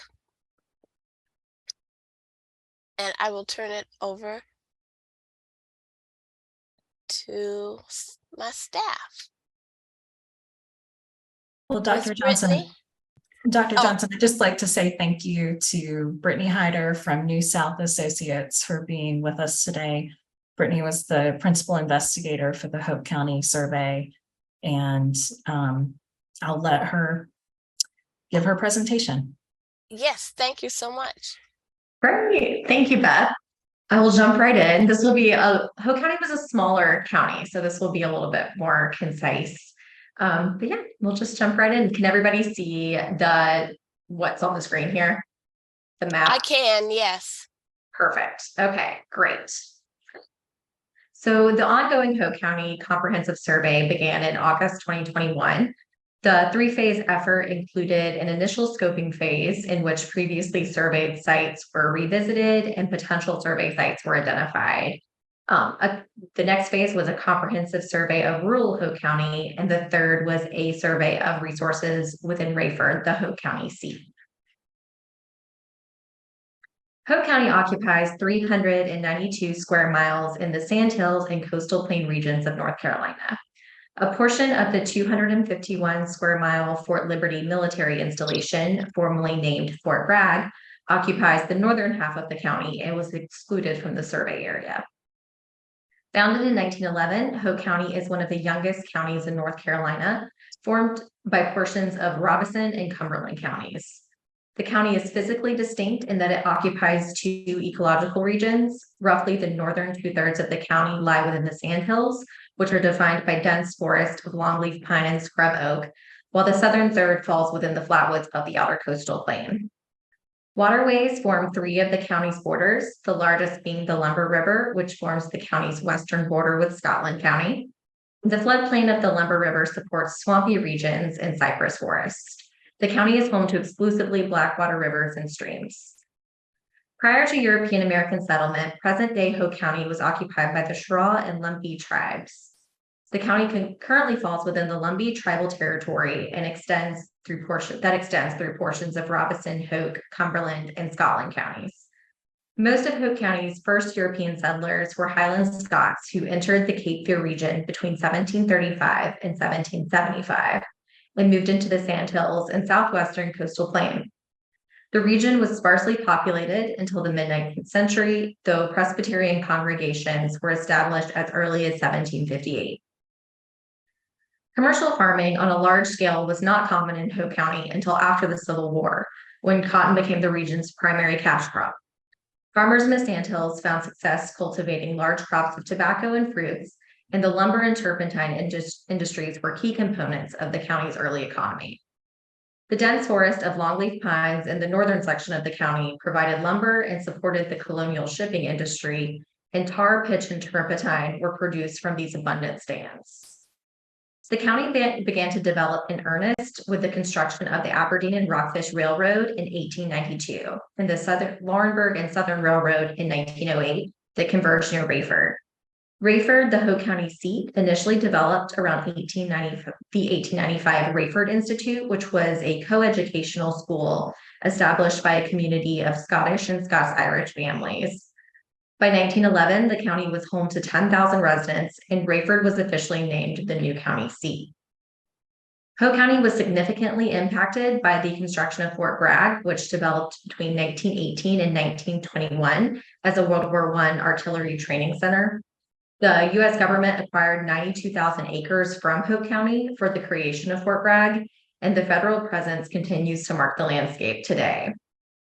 Prior to this survey, Hope County had not been the subject of an intensive architectural survey or included in regional reconnaissance surveys. Over the years, the state office has assigned 44 site numbers to historic properties in Hope County, which is fewer than any other county in North Carolina. Of these, 3 resources fall within the boundaries of Fort Liberty. And prior to the survey, 4 individual properties in Hope County had been listed in the National Register, as well as 1 historic district, the Rayford Historic District. 3 properties were placed on the North Carolina study list, 1 of which has been demolished and 1 of which has been moved to a new location. Though excluded from the resurvey, 2 properties within Fort Liberty have been determined eligible for the National Register through the Section 106 review process. The first property we're going to be talking about today is the Rayford Fire Lookout Tower. The North Carolina Forest Service constructed this 9-story tower in 1968 to provide a sheltered fire observation point in the center of the county. It was one of 2 fire towers constructed in the county, the other being located atop McCain Hospital in the northwest section. Hope County's 20th century economy was reliant on farming, and the area was particularly susceptible to large-scale, fast-spreading fires. The Rayford Fire Lookout Tower was staffed 7 days a week. October to June was considered fire season, with the highest rates of fires occurring between February and April, when farmers burned field grasses. The fire tower was outfitted with an azimuth circle, a compass, and a radio to establish direction and allow the observers to communicate with those posted in nearby towers. The Rayford Fire Tower measures approximately 20 by 22 feet and is approximately 120 feet tall. The steel truss frame structure has a square observation cab that provides a 360 view of the surrounding area. The lookout tower shares a parcel with 2 buildings constructed in 1984 by the Forest Service, an office located approximately 100 feet south of the tower, and a garage. The state began discontinuing the use of fire towers in the 1990s. The Rayford Fire Tower is recommended for the North Carolina study list under Criterion A in the area of conservation. The tower is locally significant as the only remaining freestanding tower in Hope County. Fire towers would have been key in the protection of the county's resources. By the mid-20th century, Hope County's economy was supported by agriculture, particularly cotton farming. In 1956, Hope County farmers ginned about 6,000 bales of cotton, and cotton supported the city's manufacturing industries, including cottonseed oil plants and textile processing. Fire detection would have been a major concern for farmers who sought to protect their crops and economic interest. The tower's recommended period of significance extends from its construction in 1968 forward. The next resource is the potential McCain Historic District, which contains 3 interrelated state-owned facilities that comprise the community of McCain and occupy a 2,000-acre tract spanning both sides of Aberdeen Road in northwest Hope County. This complex of buildings were used as health and correctional facilities throughout the 20th century and include the former North Carolina Sanatorium for the Treatment of Tuberculosis, which includes 2 segregated wards. A facility for Black patients was converted to the Samuel Leonard Training School in 1959, and later the Sandhills Youth Center in 1974. The Hope Correctional Institution, which was constructed in phases between 1948 and 1982, is also part of the complex. So power for the 3 facilities was provided by a coal-fired power plant constructed in 1908 when the first sanatorium campus was built. Operations at all 3 of these facilities are currently suspended, and during the survey, we were able to gain limited access to 2 of the 3 facilities. Our access to the Hope Correctional Institution was limited to exterior photography from outside of security fencing. The complex represents the 20th century governmental presence in this section of Cook County and a transition of the property from medical to correctional use. The oldest of the three buildings is the North Carolina Sanatorium for the Treatment of Tuberculosis. Located on the northeast side of Aberdeen Road, this campus is significant as the state's first purpose-built sanitarium for tuberculosis treatment. The complex was constructed in phases between 1908 and the mid-20th century, and the building site, known as Blues Mountain, is the highest elevation in the county and was selected for its warm, dry breezes. Initially, the state allocated $25,000 annually toward the operation of the facility, and patients were charged $1 a day for treatment. The campus included a post office, store, and commissary for employees and patients, and the facility's grounds consisted of about 1,500 acres of forest managed by the State Department of Forestry and 500 acres of farmland that supported a dairy herd. In 1923, the North Carolina General Assembly allocated $100,000 for construction of a quote-unquote colored division at the hospital, which added about 50 beds for African-American patients. In 1925, the hospital opened a division for imprisoned patients, followed by a wing for children in 1927. At its height, the facility contained about 650 beds. The waiting period for a bed could last as long as 9 to 10 months, and treatment lasted between 6 months to 2 years. In 1939, the state constructed a separate hospital for the treatment of Black patients about a mile southeast, which we will see in a few slides, and the complex was renamed McCain Hospital in 1973. When it was transferred to the state's Division of Prisons in 1983, when it was renamed a second time, becoming McCain Correctional Hospital. And it was used as a healthcare facility for minimum custody male prisoners until 2010. So the building is defined by 3 east-facing facades that represent each of the primary building campaigns. The one you see here is the oldest section of the building, is its U-shaped core. Constructed in 1908, this 2-story section has a raised basement and a hipped roof. The building is constructed of brick laid in an English bond with a cast stone bell course. The roof's wide eaves are supported by sawn brackets paired at the building's corners. A stepped parapet with a centered arch and cast stone coping rises above the roof line. The next section is the north end of the building, which contains the building's former main entrance and the facade that is most commonly associated with the facility. It is often depicted on the facility's brochures and postcards. This portion was constructed between 1921 and 1927 and was significantly modified in the mid-20th century with the addition of the front rooms you see here and updated fenestration. And here we have a comparison of an older postcard and a current view of the North Wing. The south end of the building is a 2-story hipped roof section constructed around 1930. This section is defined by a prominent pedimented entrance bay clad in cast stone. 4 cast stone pilasters support the gable front pediment and surround the main entrance. The entrance is recessed within a 1-story bay etched with a double-barred cross, and windows throughout were updated when the facility was transferred to the Department of Corrections in 1983. Replacement windows are fixed aluminum designs with cast stone sills. This wing is connected to the 1908 core to the north by a recessed hyphen that shares the same brick coursing, exposed rafter ends, and the roof line of the circa 1930 wing. There's some additional photos of the circa 1930 wing here.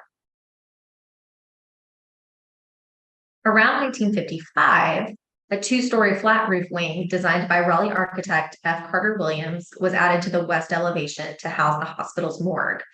Windows in this section are steel awning designs, often paired and sheltered with flat roof awnings that wrap the building's corners. Went too fast. Most of the building's interior finishes date to the 1980s, including the acoustic tile ceilings, plain hollow core wood doors. Laboratory spaces in the south wing feature the original plaster and tile skirt walls. Chapel in the circa 1955 edition retains the original wood paneling, pews, and protruding brick. Supporting buildings on the campus include a 1925 nurses' home designed by Eric G. Flanagan, housing for doctors that was situated on either side of the hospital, and the 1908 coal-fired plant shown here. While not open for detailed photography, these buildings contribute to the campus's overall historic feel and are a remnant of the supporting buildings that would have allowed this complex to be self-sustaining. Located about 1 mile to the south, the second contributing element to the McCain Historic District is the companion facility for Black patients. The core of this building was constructed by the Federal Works Agency in 1939, and the building was altered in phases between 1955 and 1974.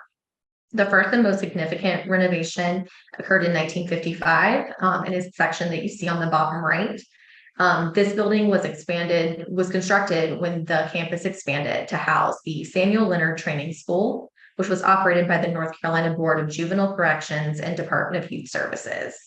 One of 10 training schools in North Carolina, the Samuel Leonard Training School opened in 1959 and was the result of early 20th century prison reform efforts to separate juvenile offenders from adult offenders. North Carolina established its first training schools for youth offenders in 1909 and 1918, including the nearby Samarkand Manor in Moore County. And between 1909 and 1938, 8 training schools were established as part of the state prison system. Around 1955, Raleigh architect F. Carter Williams designed the dominating L-shaped addition on the east side of the hospital to house the bulk of the facility. The historic core of the complex is shown here in yellow. It consists of a 2-story wing at the north end of the building that features elements of the colonial revival style. Sheltered by a spy-gabled roof, this section of the building is clad in brick laid in a common pond. Windows are set in banks of 3 with original 16-pane metal casements with 8-pane transoms and pebble dash aprons. Eyebrow dormers that retain original 6-light metal sash are located along the roof line. The 1955 edition is shown here.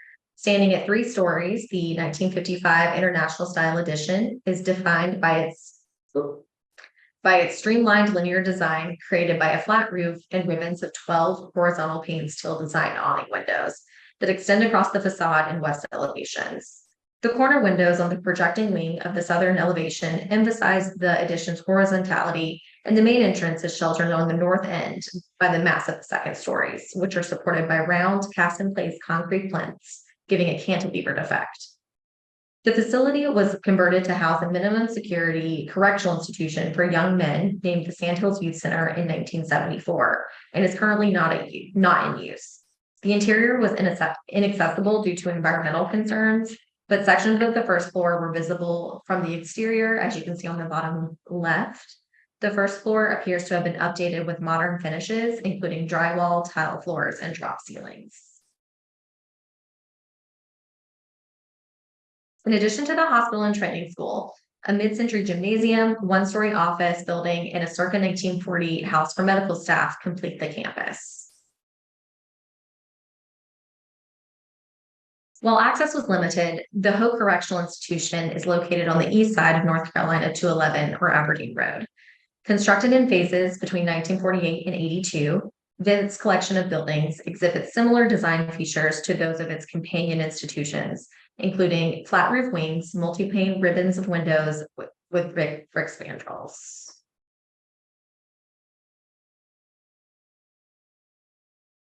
The McCain Historic District is recommended for the North Carolina Study List under Criterion A in the areas of policy. The complex is a significant state institution built specifically for this treatment of tuberculosis that gradually transitioned to a correctional complex. The district includes a mid-20th century example of a state-sponsored training school for imprisoned youth and represents the governmental presence in Northwest Hope County. Additionally, the complex is recommended eligible under Criterion C for architecture as an intact collection of buildings that display the government's evolution, governmental facilities evolution, and capture the architectural trends of the periods in which they were constructed, including a unique example of the international style in Hope County. The recommended period of significance extends from the date of the oldest building on the campus, which is 1908, forward. The next resource is Camp Rockfish. Camp Rockfish is located in eastern Hope County near its intersection with Robeson and Cumberland counties on Rockfish Creek. The camp was established by the Methodist Church as a retreat center and opened on August 1st, 1965. The camp began with 1 central lodge and 6 cabins on 400 acres fronting the south bank of Lake Upchurch. About 140 of these acres are in Hope County. Churches from the Fayetteville and Sanford districts of the denomination donated funds for the camp, which accommodated 30 students per week. The original cabins and lodge were designed by Fayetteville architects Mason Hicks and Jim Willis, designers at the 1969 Fayetteville Airport. The team received an AIA award for its design in 1966. The Rockfish Lodge, which is shown here, and attached camp store are defined by angular modernist elements offset by rustic material treatments. The lodge's cross gable form is reminiscent of an A-frame building, a form associated with rustic architecture. The layered angular roof frames bands of windows on each elevation, and fixed inset horizontal light corner windows and pent casement windows are sited just above the cast concrete foundation, tilting to meet the eaves of the extended roof line. They're a bit more visible from the interior, as shown here. The lodge is clad in irregularly spaced wood board and batten siding, and the interior retains the original wood paneling, exposed wood rafters, and narrowly spaced purlins and polished concrete floors. Original interior screen doors feature diagonal cross bracing. Like the lodge, the original 6 cabins are A-frame designs with concrete foundations and painted board and batten exteriors. Cabins 1 through 5 are almost identical, with double-leaf main entrances, topped by louvered windows and 3 fixed single light windows along each of the supporting elevations.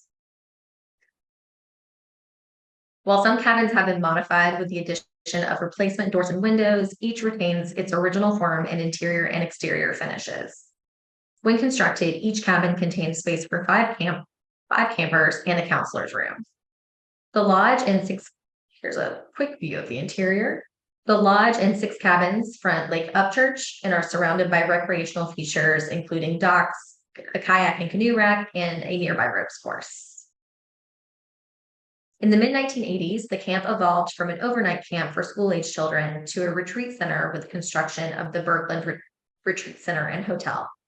Between 1990 and 2010, 8 additional camp buildings were constructed, including a dining hall, office, 4 additional cabins, and a multi-purpose building named the Carolina Building.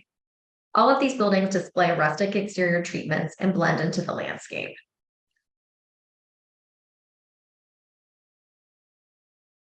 Camp Rockfish is recommended for the North Carolina Study List under Criterion C as a significant example of modernist architecture in Hoke County, and may also be significant under Criterion A in the area of entertainment and recreation, is a locally important example of a mid-20th century recreational facility pending further context development. The recommended period of significance extends from the dates of construction in 1965 forward. The next resource, the Hoke County Cotton Warehouse, is a 9-building complex that includes 4 large warehouses, an office, 2 pump houses, and 2 sheds. While all of the buildings appear to date to the mid-20th century, the company itself was founded in 1922 and has been associated with the site since its founding. A review of historic aerials shows us that the complex has displayed the same footprint estimates for the Hoke Cotton Warehouse and Storage Company appear in the Rayford News Journal by September 1944. The need for cotton storage emerged in the first decades of the 20th century when the outbreak of World War I all but eliminated cotton export markets. As early as 1909, North Carolina farmers stressed the need for a centrally located and well-managed cotton warehouse where farmers could store crops until they were able to secure the highest market price for their yields. A September 1914 article outlined Hoke County's plan to build 3 cotton warehouses with the capacity to house 2,000 bales. That year, Hoke County farmers produced 15,000 bales of cotton. The complex on South Jackson Street appears in advertisements in the Hoke News Journal in 1961 as a government-bonded warehouse well-equipped with a fire suppression system. The utilitarian complex stands just northeast of the Aberdeen and Rockfish rail line, which would have brought bales in from the rural areas during harvest for storage. The warehouses are either of wood or metal frame construction. The southernmost warehouse shown here is defined by brick firewalls with large wooden barn doors and a loading platform on the south end. Sunken concrete loading platform is also located just behind the office, shown here on the right side, and the office is on the left. Each of the buildings retains a high degree of integrity, including most of the original exterior finishes and the presence of 2 pump houses communicate the importance of fire protection and prevention. So the Hope County Cotton Warehouse is recommended for the North Carolina study list under criterion A in the area of agriculture. The complex is an intact local example of a cotton warehouse and would have been a key part of Hope County's agricultural economy. As discussed earlier, Hope County farmers ginned 6,000 bales of cotton in 1956, and the warehouse would have ensured that farmers received the best price for their yields and had the ability to pay their loans, bolstering the county's economy. The recommended period of significance extends from the complex's construction circa 1945 forward, and the warehouse operated until 2020, but is no longer in use. The next building is the Rayford Waterworks. The Rayford Waterworks complex was constructed in 1952 and occupies a 1.5 acre parcel at the southwest corner of North Dixon Street and West Donaldson Street below the rail line. In 1951, Rayford residents voted in favor of a $180,000 bond for street, water, and sewer improvements, including an additional $30,000 for extending and enlarging the waterworks service in town. The city developed the Dixon Street complex between 1952 and 1983. The complex is anchored by a 1-story flat roof building shown here that houses an office and chemical storage in the front wing and a pump house at the rear. The city of Rayford likely improved and expanded the complex in the mid-1970s as a result of statewide training. A 1971 edition of the News Journal reported that Chester B. Beasley Jr. of Rayford attended the annual Waterworks Operators School held at NC State. The school was a joint effort conducted by NC State's Department of Civil Engineering, the North Carolina section of the American Waterworks Association, and the Board of Health. For the purpose of the conference was improving the general level of water plant operation. So at this session, operators were taught the latest developments in techniques, and Rayford operators likely utilized tools and methods learned at this conference when adding structures to the facility. In 1972, the city held a second vote to provide funds for extending and improving the waterworks and sent a second representative from Rayford to the State Operator School. The office and chemical storage building are shown here, and these buildings share the parcel with an elevated water tower, a clean water storage tank, a concrete well, and at the top right, you'll see an aerator and filtration system that was used to oxidize iron. The aerator was designed to create a larger water surface by producing splashing water in the round section, and that would oxidize the iron and other metal elements out of the groundwater. The iron and other metals would then pass through a series of filters in the 3 tubes or supports that are at the base of the structure, and the central pillar would have fed water into the structure. The Rayford Waterworks is recommended for the North Carolina study list under criterion A in the area of community planning and development. The complex is an intact local example of a progressive public utility that would have been integral to Rayford becoming a modern city. The recommended period of significance extends from the date of the first building's construction in 1952 forward. This classical revival dwelling was constructed for the Covington family circa 1915. William Thomas Covington was a prominent citizen in Hope County.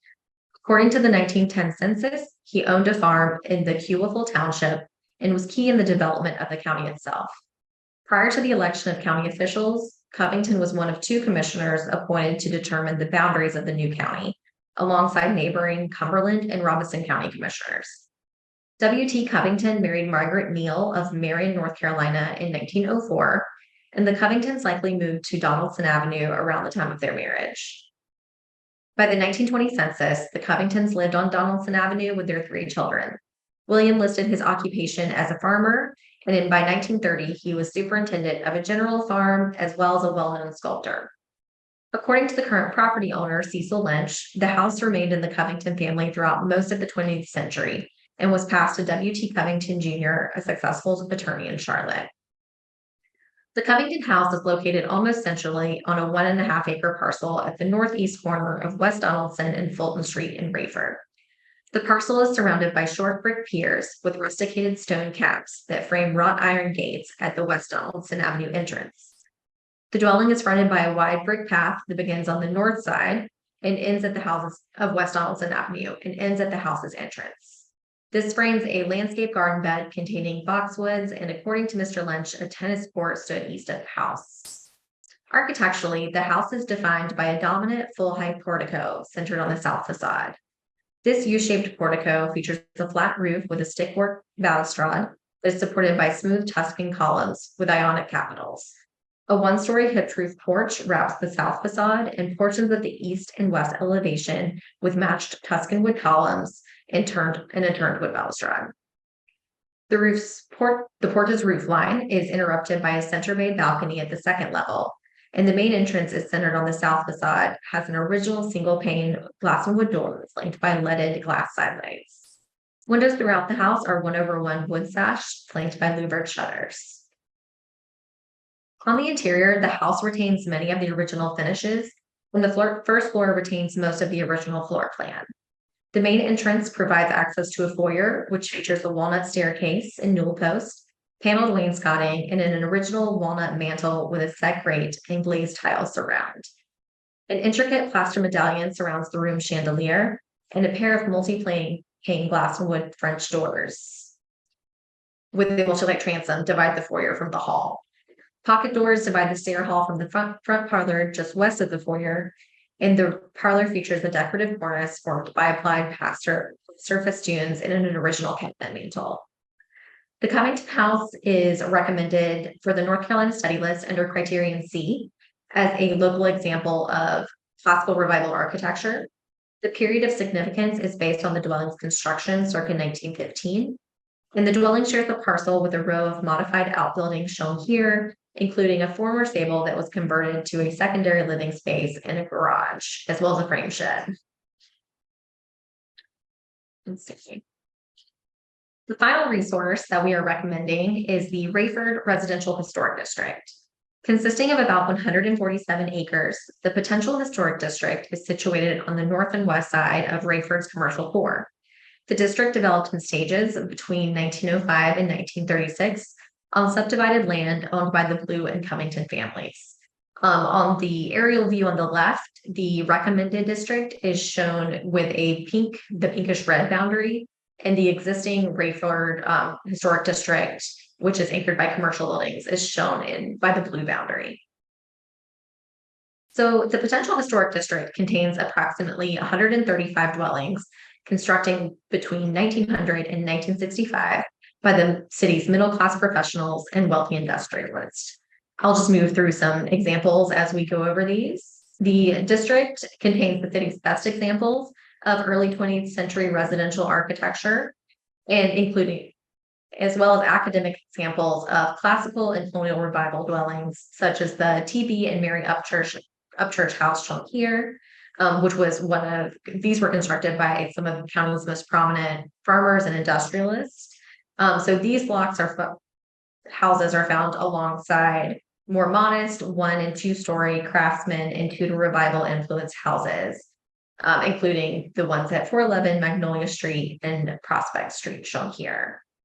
The city's main arteries, North Main Street and West Prospect Avenue, bisect the district, which is defined by the city's flat topography and shaded and mature pines and oaks. The district consists of lots ranging in size from about a ½ acre to 1 acre, laid on a grid with sidewalks running parallel to the main streets. These are some of the younger buildings. Most parcels feature some level of formal landscaping and site features, including rows of boxwoods, brick drives or paths, or masonry plinths that frame the entrances. Common outbuildings include detached garages, workshops, well houses, and carports. Though most of the buildings are single-family dwellings, the district also contains the WPA constructed former Rayford High School that dates to 1934, as well as the 1921 Rayford Presbyterian Church, which anchors the district's southeast corner. The Rayford Residential Historic District is recommended for the North Carolina Study List under Criterion C for its architectural significance. The period of significance extends from circa 1905, the date of the oldest buildings in the district, to about 1965, when the last mid-20th century ranch houses and other modernist-inspired dwellings were constructed. The district is roughly bounded by 7th Street to the north, Stewart Street to the east. I can go back to our map here. Harris and Donaldson Avenues to the south, North Bethel Road, and North Fulton Street to the west. And that is our final recommendation. Thank you, everybody. Does anybody have any questions?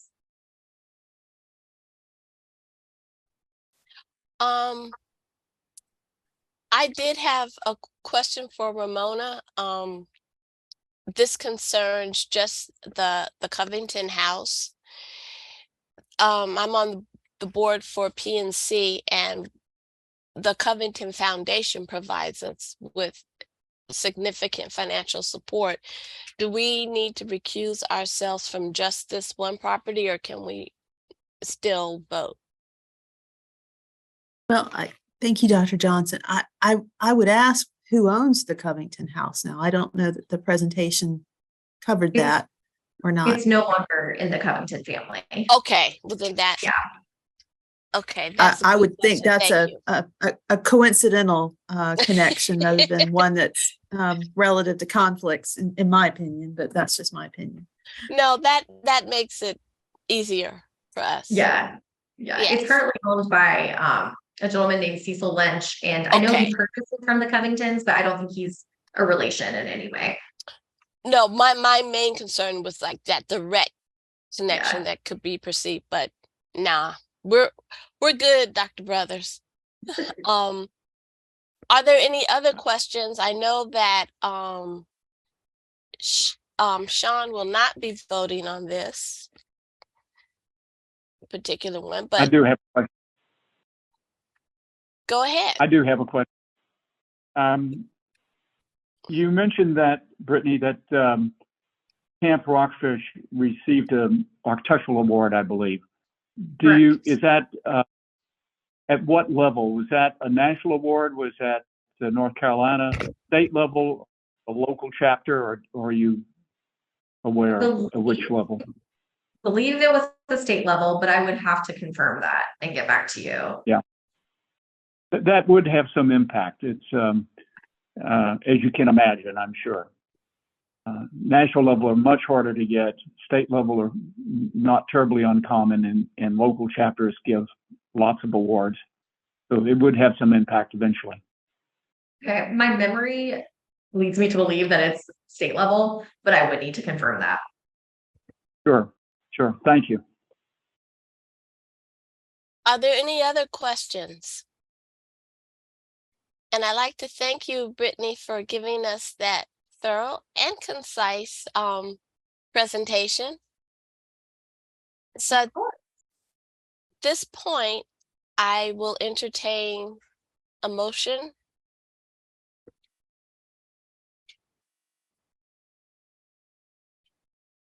I would move for acceptance. So that's Joe Opperman has moved to accept. I'll second it. David Denard has seconded. Thank you so much. And I'll go through the roll call again. Starting with ayes. David Bergstone. Aye. David Denard. Aye. David Ruffin. Aye. Joe Opperman. Aye. Josie Ward. Aye. Dr. Fitz. Aye. Honorable Clark. Aye. Dr. Brothers. Aye. And Valerie Ann Johnson, aye. And that's all our list. So there are no opposition, and so it's accepted on the study list. Thank you so very much, Brittany. Great. And Beth, for helping us go through all these. Thank you. Well Absolutely. done. Thank you very much, Brittany. And then I believe we can turn it over to our last presenter, and that will be Heather Carpini from the consulting firm of S&ME. And Heather worked on the update to the existing Salisbury National Register District and I'll let her explain her recommendations following that project. Thank you, Beth. Let me get this started. All right, let's see.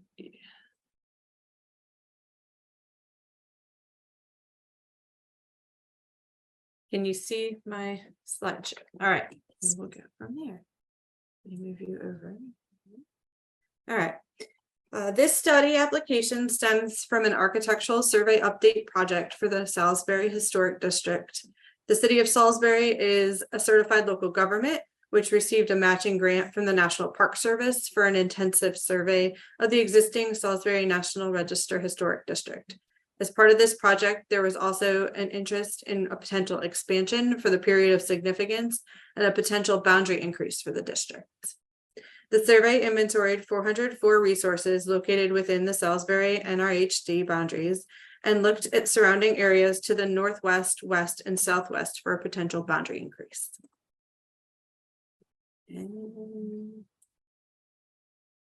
There we go. Salisbury is the county seat of Rowan County, which is centrally located approximately halfway between Charlotte and Greensboro on Interstate 85.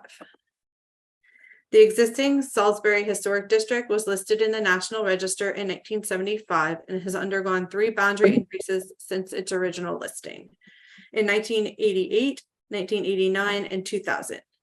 The current district has a period of significance from 1770 to 1950. The original district's period of significance presumably ended in 1925, the 50-year threshold for listing at the time, and the subsequent boundary increases have extended the date to 1950. The Salisbury National Register Historic District is listed under Criterion C for architecture and for the commerce and community development areas of significance under Criterion A. The resources within the existing boundaries of the Salisbury National Register Historic District include a mixture of commercial, residential, government, and religious buildings, which represent the growth and development of Salisbury from its founding through 1950. These are examples of some of the buildings within the existing historic district. This map shows the approximately 15 block boundary increase study area, which was surveyed at a reconnaissance level to assess the potential for another boundary increase to the Salisbury Historic District. In addition to the recommendation for a boundary increase, we recommended an extension of the period of significance for the entire district from an end date of 1950 to an end date of 1975, and the development of a context for a new area of significance under Criterion A, specifically ethnic heritage Black, and community planning and development. The boundary increase recommendations that are presented on the next slides are contingent upon the recommended extension of a period of significance and the additional documentation for the new areas of significance. While we recognize that the boundaries are never final and so reviewed and accepted by the National Park Service, we have endeavored to present a realistic and defensible boundary based on the information gathered during our field survey. That can be refined during National Register of Historic Places nomination preparation. This map shows the recommended boundary increase for the Salisbury National Register Historic District. It includes 230 parcels, of which 31 are vacant lots and 9 are post-1975 infill. The majority of the recommended boundary increase is residential, with houses representing an array of architectural styles that were popular during the period of 1900 to 1975, including Queen Anne, Craftsman, Colonial Revival, and ranch houses. Interspersed within the residential areas are churches, which were an important fixture in early 20th century neighborhoods. There's also a small corridor of mid-20th century commercial development near the intersection of Lincolnton Road and South Fulton Street, which are 2 heavily traveled thoroughfares that create physical boundaries for the surrounding residential areas.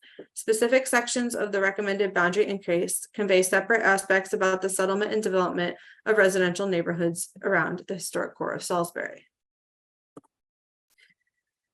The area east of Fulton Street represents the expansion of white settlement along South Church, Jackson, and Fulton Streets, as well as the cross streets of each block. Although smaller than the expansive houses that had been constructed along both Fulton Street and in areas to the north, the residences in this area were examples of middle-class white housing, and the lots were mostly built up by the mid-1920s.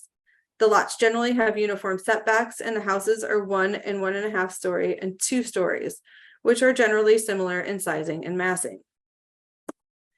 In addition to the high percentage of residences, the area east of Fulton Street also contains 2 churches and a handful of commercial buildings located along Fulton Street. Although located west of Fulton Street, the area along the 800 block of South Ellis retains a significantly high concentration of buildings that retain a high degree of integrity. There are 14 resources dating from between 1925 to 1930. Along the east side of the block, there are 3 historic 2-story apartment buildings and 4 1-story residences, while along the west side are 5 single-family residences and 2 historic 2-story historically duplex buildings. This block has Boyden High School, which is now Salisbury High School, as its distinct southern boundary, was platted in 1927 and was fully built out by 1931. On the north side of the 500 block of West Blank Street are 2 residences that fit within the period of significance and character of the original Salisbury Historic District and are recommended for inclusion in the boundary increase. These 2 houses are both 1-story gable front and wing buildings with inset hip-proof porches. The plan of these residences is one that can be seen throughout the existing district, and they both retain a high degree of integrity of design, materials, workmanship, and feeling. The remaining areas east of Fulton Street is primarily residential and was historically part of early 20th century African American residential areas, which were generally located on the fringes of white residential areas. The later development, with a higher number of post-1920 resources and a higher concentration of mid-20th century infill in this area, can be attributed to the historic association with houses occupied by Black residents. The section bounded by McCubbin Street, South Craig Street, West Marsh Street, and South Ellis Street, as well as the 600 block and a portion of the 500 block of West Monroe Street, were identified on Sanborn maps as being African American neighborhoods during the 1920s through the 1950s. At the same time, the 300 block through the 800 block of South Caldwell Street, spanning between West Bank Street and Harrison Street, was also comprised of Black residents. The demographic makeup of the people who lived on these blocks accounts for the generally smaller lot size and subsequently smaller building footprints of the buildings and structures in the area. The portion of the recommended boundary increase tells the story of a broader history of Salisbury, one that includes Black residents who coexisted along with their white neighbors in houses that were often smaller and sometimes situated on more marginal land, with lots that were generally less desirable because of topography, drainage, and travel distance to commercial centers. The buildings in this section are generally 1 to 2-story residences with uniform setbacks, although there are also 2 churches within the proposed boundary increase. Some of the structures have alterations, such as replacement windows and siding, and there are some with more extensive changes, including additions and porch enclosures. But these types of changes are also evident within the existing Salisbury National Register Historic District boundaries. These changes also tell the story of generational disparity in housing opportunities and ultimately wealth between white and Black populations, which influence the material integrity and extent that the extant buildings have.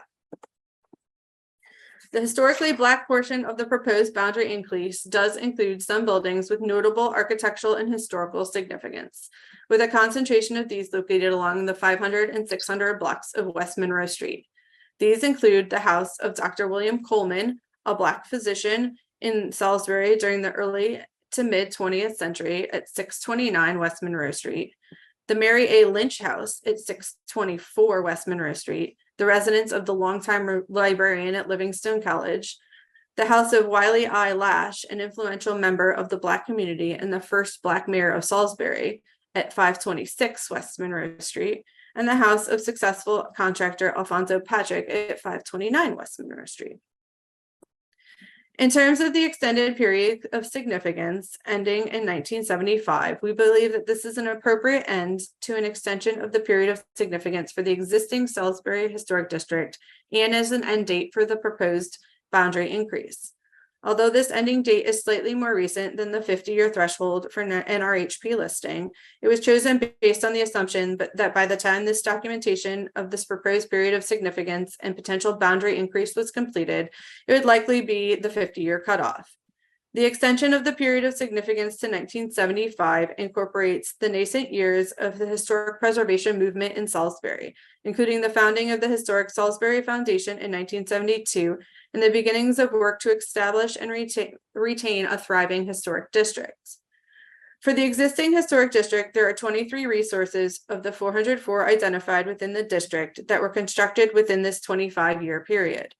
Notable examples of buildings that date to this period between 1950 and 1975 include the former Wachovia Bank Building at 130 South Main Street, built in 1967, the McClellan Building at 112-114 South Main Street, built in 1965, the Lily K. Lentz House at 407 South Church Street, built in 1968, the Thurston Dental Office at 316 South Church Street, built in 1955, the chapel at St. John's Lutheran Church, built in 1967, and the Rowan County Library, built in 1951. Within the proposed boundary increase, there are 30 resources constructed between 1950 and 1975, with some specific examples include the 1964 Trinity Presbyterian Church and its 1963 Ranch House, both on South Caldwell Street.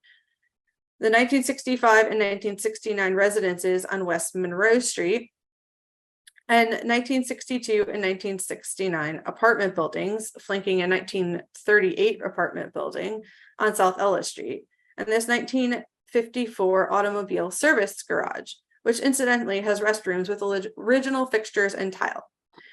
Additionally, the presence of a large number of 1950 to 1975 buildings was partially because of the de facto buffer zone that had been developed between the white residential areas and the black residential areas during the 1910s through the 1950s, which left open lots along these border areas that were put under development at the beginning of the 1950s.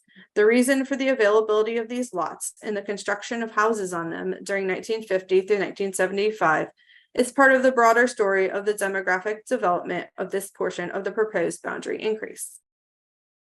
In summary, we recommend a boundary increase for the Salisbury National Register Historic District with these boundaries to the study list, with the recommendation for an expanded period of significance ending in 1975 for the entire district, and with additional documentation into ethnic heritage, Black, and community planning and development as areas of significance. Thank you. Thank you, Heather. I'd like to first commend you all of our presenters for giving us such thorough studies, and I do appreciate your comment on why you would like to go to a little bit, extend the time a little bit. I think it's prudent, but that's my opinion. At this point, are there any questions for Heather? I have one question. Heather, how was this boundary increase initiated? Who initiated this? The city of Salisbury gave us a 16-block study area that they thought could be potentially eligible for a boundary increase. And so we took that 16 blocks and narrowed the boundary down from that area based on areas that had integrity and we thought historic significance. Yeah, I'm encouraged to finally see that connection made over to Livingstone College, the residential area that extended to the college that was sort of excluded previously. I'm glad to see this all expanding. It's great. Absolutely. Yep, I agree as well. It is part of what I know we've talked about in previous NRAC meetings about encouraging folks to look deeper, wider at the histories, especially those that have been excluded. So I appreciate this recommendation. I think it butts up to three other districts now. that right? You didn't show the other 20 districts, but I think in Livingstone, the high school, and then the Ellis Street Graded School District are all pretty tight to this. Maybe another one. But yeah, I mean, I've lived and worked in Salisbury, so this makes lots of sense to me. This area finally gets recognized. It's potential. Thank you, David B. I appreciate that comment and your perspective. Any other questions or comments from Ms. Carpini? I have a general question. Like you said, Dr. Johnson, we've had these conversations before, in particularly around HBCUs. Just a question for overall staff: is there an initiative for continued education for community members and residents? I believe, Dr. Brothers, that because Salisbury is a certified local government, that their staff is very well enabled to discuss preservation issues with their constituents. And of course, our staff, especially our local government coordinator, Christy Brantley, and then our survey and restoration staff who have Rowan County in their service area, I know will be happy to assist the local government with any community outreach efforts that need to happen. Certainly, I would imagine before this study list recommendation would move forward to National Register, that some education efforts would absolutely be recommended to be undertaken at that local city level by the CLG with support from our office. Thank you for that comment. Go ahead, Sarah. I would just add more broadly and generally, we don't have any kind of set official outreach, but certainly as our office works and interacts with localities, when people call and say we want to do a survey or a National Register district or an expansion to an existing district, we're cognizant of trying to make sure these projects are really inclusive and thoughtful, and looking at a community's whole history, and have been encouraging just a much more everybody keeps using the word inclusive, but there's no better word, an approach that really tries to look at the community in a more holistic way. I would also offer too, because I know the department is in the process of reviewing proposals for the HBCU and Minority Institution of Higher Education internship program. Maybe thinking about incorporating that as a proposal for the following summer with students at the universities. Yeah, we can definitely investigate that. Mm-hmm. And I would also encourage really that close relationship between the CLGs and y'all's offices with the HBCUs, that because the CLGs have that mandate and that capacity, that they can I won't say take the lead, but they can do some more. I would encourage them to have more initiative in reaching out to communities, because not only do communities need to be educated, but they are also able to educate the CLGs. And yes, and I've learned that the wonderful example is the historic African American neighborhood historic district that Greensboro is proposing. I mean, the energy of the community in coming out and explaining how they understand, even naming whether it's going to be Bimbo or not, that area was important and to me, very noticeable. So it's not just going one direction. Communities have a lot to offer coming back in terms of knowledge, energy, and interest. Yes, And absolutely. The intern can help initiate. Yes. May I add a comment to follow up on Dr. Johnson's comment there? Last year at this time, when we were reviewing study lists, we had a presentation on the city of Tarboro. And I raised a question at the time about some very distinctive architectural details that shows up in the late 19th century neighborhood there.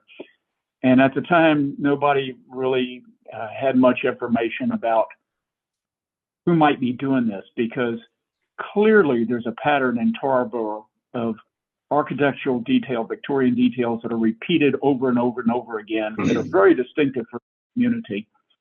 And since that time, looking at that very fine exhibit prepared by Preservation North Carolina on Black craftsmen and their contributions to the state's architecture, there was highlighted a formerly enslaved person who was became a general contractor in Tarboro, and his house had a number of these features exhibited. And it also highlighted a fellow that he frequently collaborated with, who was, again, a formerly enslaved person who was a carpenter. And my immediate first suspicion was maybe that fellow that collaborated with him might be the person that was contributing these very distinctive features that are all over in Tarboro. It would be a wonderful research project for somebody. I'd love to do it, but I don't have time to do it independently. But boy, it would be a wonderful thing to put a student onto the topic and let them loose and follow up on that. And it would be quite a contribution to learn something along those lines. So anybody that has somebody in mind that they might get them interested in the topic, just like we have a number of other interesting topics that come up. There are a number of things that come up in these meetings that would be well worth following up on. That's just my 2 cents. Yep, that would make a great collaboration with PNC as well. So sort of a HPO, HBCU, PNC confab. Sure. Noted, duly noted. Yeah. Yeah, there's been some research in Winston-Salem too that Heather's has identified some distinctive characteristics in African-American buildings. I don't think it was ever able to attach them directly. I mean, it's pretty clear that there's, individuals who are doing this work from one location to another, unique details. And may I add a comment here? You all will recall that something along these lines about inclusivity was mentioned when we discussed an infill project. And I asked the question about the inclusion of African-American property in that area, and it was not included. And that's why I asked this question here about who initiated this boundary change, because Ramona and I, along with some other folk, talked about what needed to happen in the town of Enfield to create a more representative historic district than the one that was proposed. So I think that's, all of this discussion has to be continued with regard to educating all folk in these communities as to what needs to be done and what can be done. I think that agreed and duly noted, and I think we'll put a little action behind these recommendations because they've come up more than one time, and so now we're ready to move on them. So thank you all. And speaking of moving, we do have our last recommendation regarding the recommended boundary increase and update for the Salisbury National Register. I move to approve the recommendation. And I'll second it. So moved by David Bergstone and seconded by David Denard. Again, I'll go through my roll call and just say aye. I'll start with the ayes again. So David Bergstone. Aye. And David Denard, Aye. David Ruffin, Aye. Joe Opperman, Aye. Josie Ward, Aye. Dr. Fitz, Aye. Honorable Clark, Aye. Sean Patch, Aye. and Dr. Brothers. Aye. And Valerie Ann Johnson, aye. So it's unanimous, and thank you all so much. I would at this point ask if Ramona or any of her staff, Sarah, Beth, have any last remarks or things that we need to do. Thank you, Dr. Johnson. I just want to thank everyone again for your continued commitment to the roles that we've asked you to serve in, and you do it so well, and all the collegiality that is extended throughout all of these meetings. So we appreciate you and appreciate your continued service to our constituents, our shared constituents in North Carolina. So thank you. Good meeting. You're welcome. Yes, and I like this split. I think this is working for us. Because I can only anticipate more nominations and recommendations are going to come forward with y'all busy people. With I will go ahead. Yes, ma'am. I think we're going to have to do a formal adjournment though. And yes, and again, our thanks to all of our team members. That I could not leave without saying that. Yes, and I thank the team too very much. So I will entertain a formal motion to adjourn. So moved, Madam Chair. Thank you. Moved Okay. by David Denard and seconded by Joe Opperman. And following form for adjournment, say aye if you are ready to adjourn. David Bergstone. Aye. David Denard. Aye. David Ruffin. Aye. Joe Opperman. Aye. Josie Ward. Aye. Dr. Fitz. Aye. Honorable Clark. Aye. Sean Patch. Aye. Dr. Brothers. Aye. And me, Valerie Ann Johnson. Aye. Thank you all. Thank you, staff, Jeff and Beth and Sarah and Ramona. We appreciate it. And Matt. And Matt. Oh, can't forget Matt.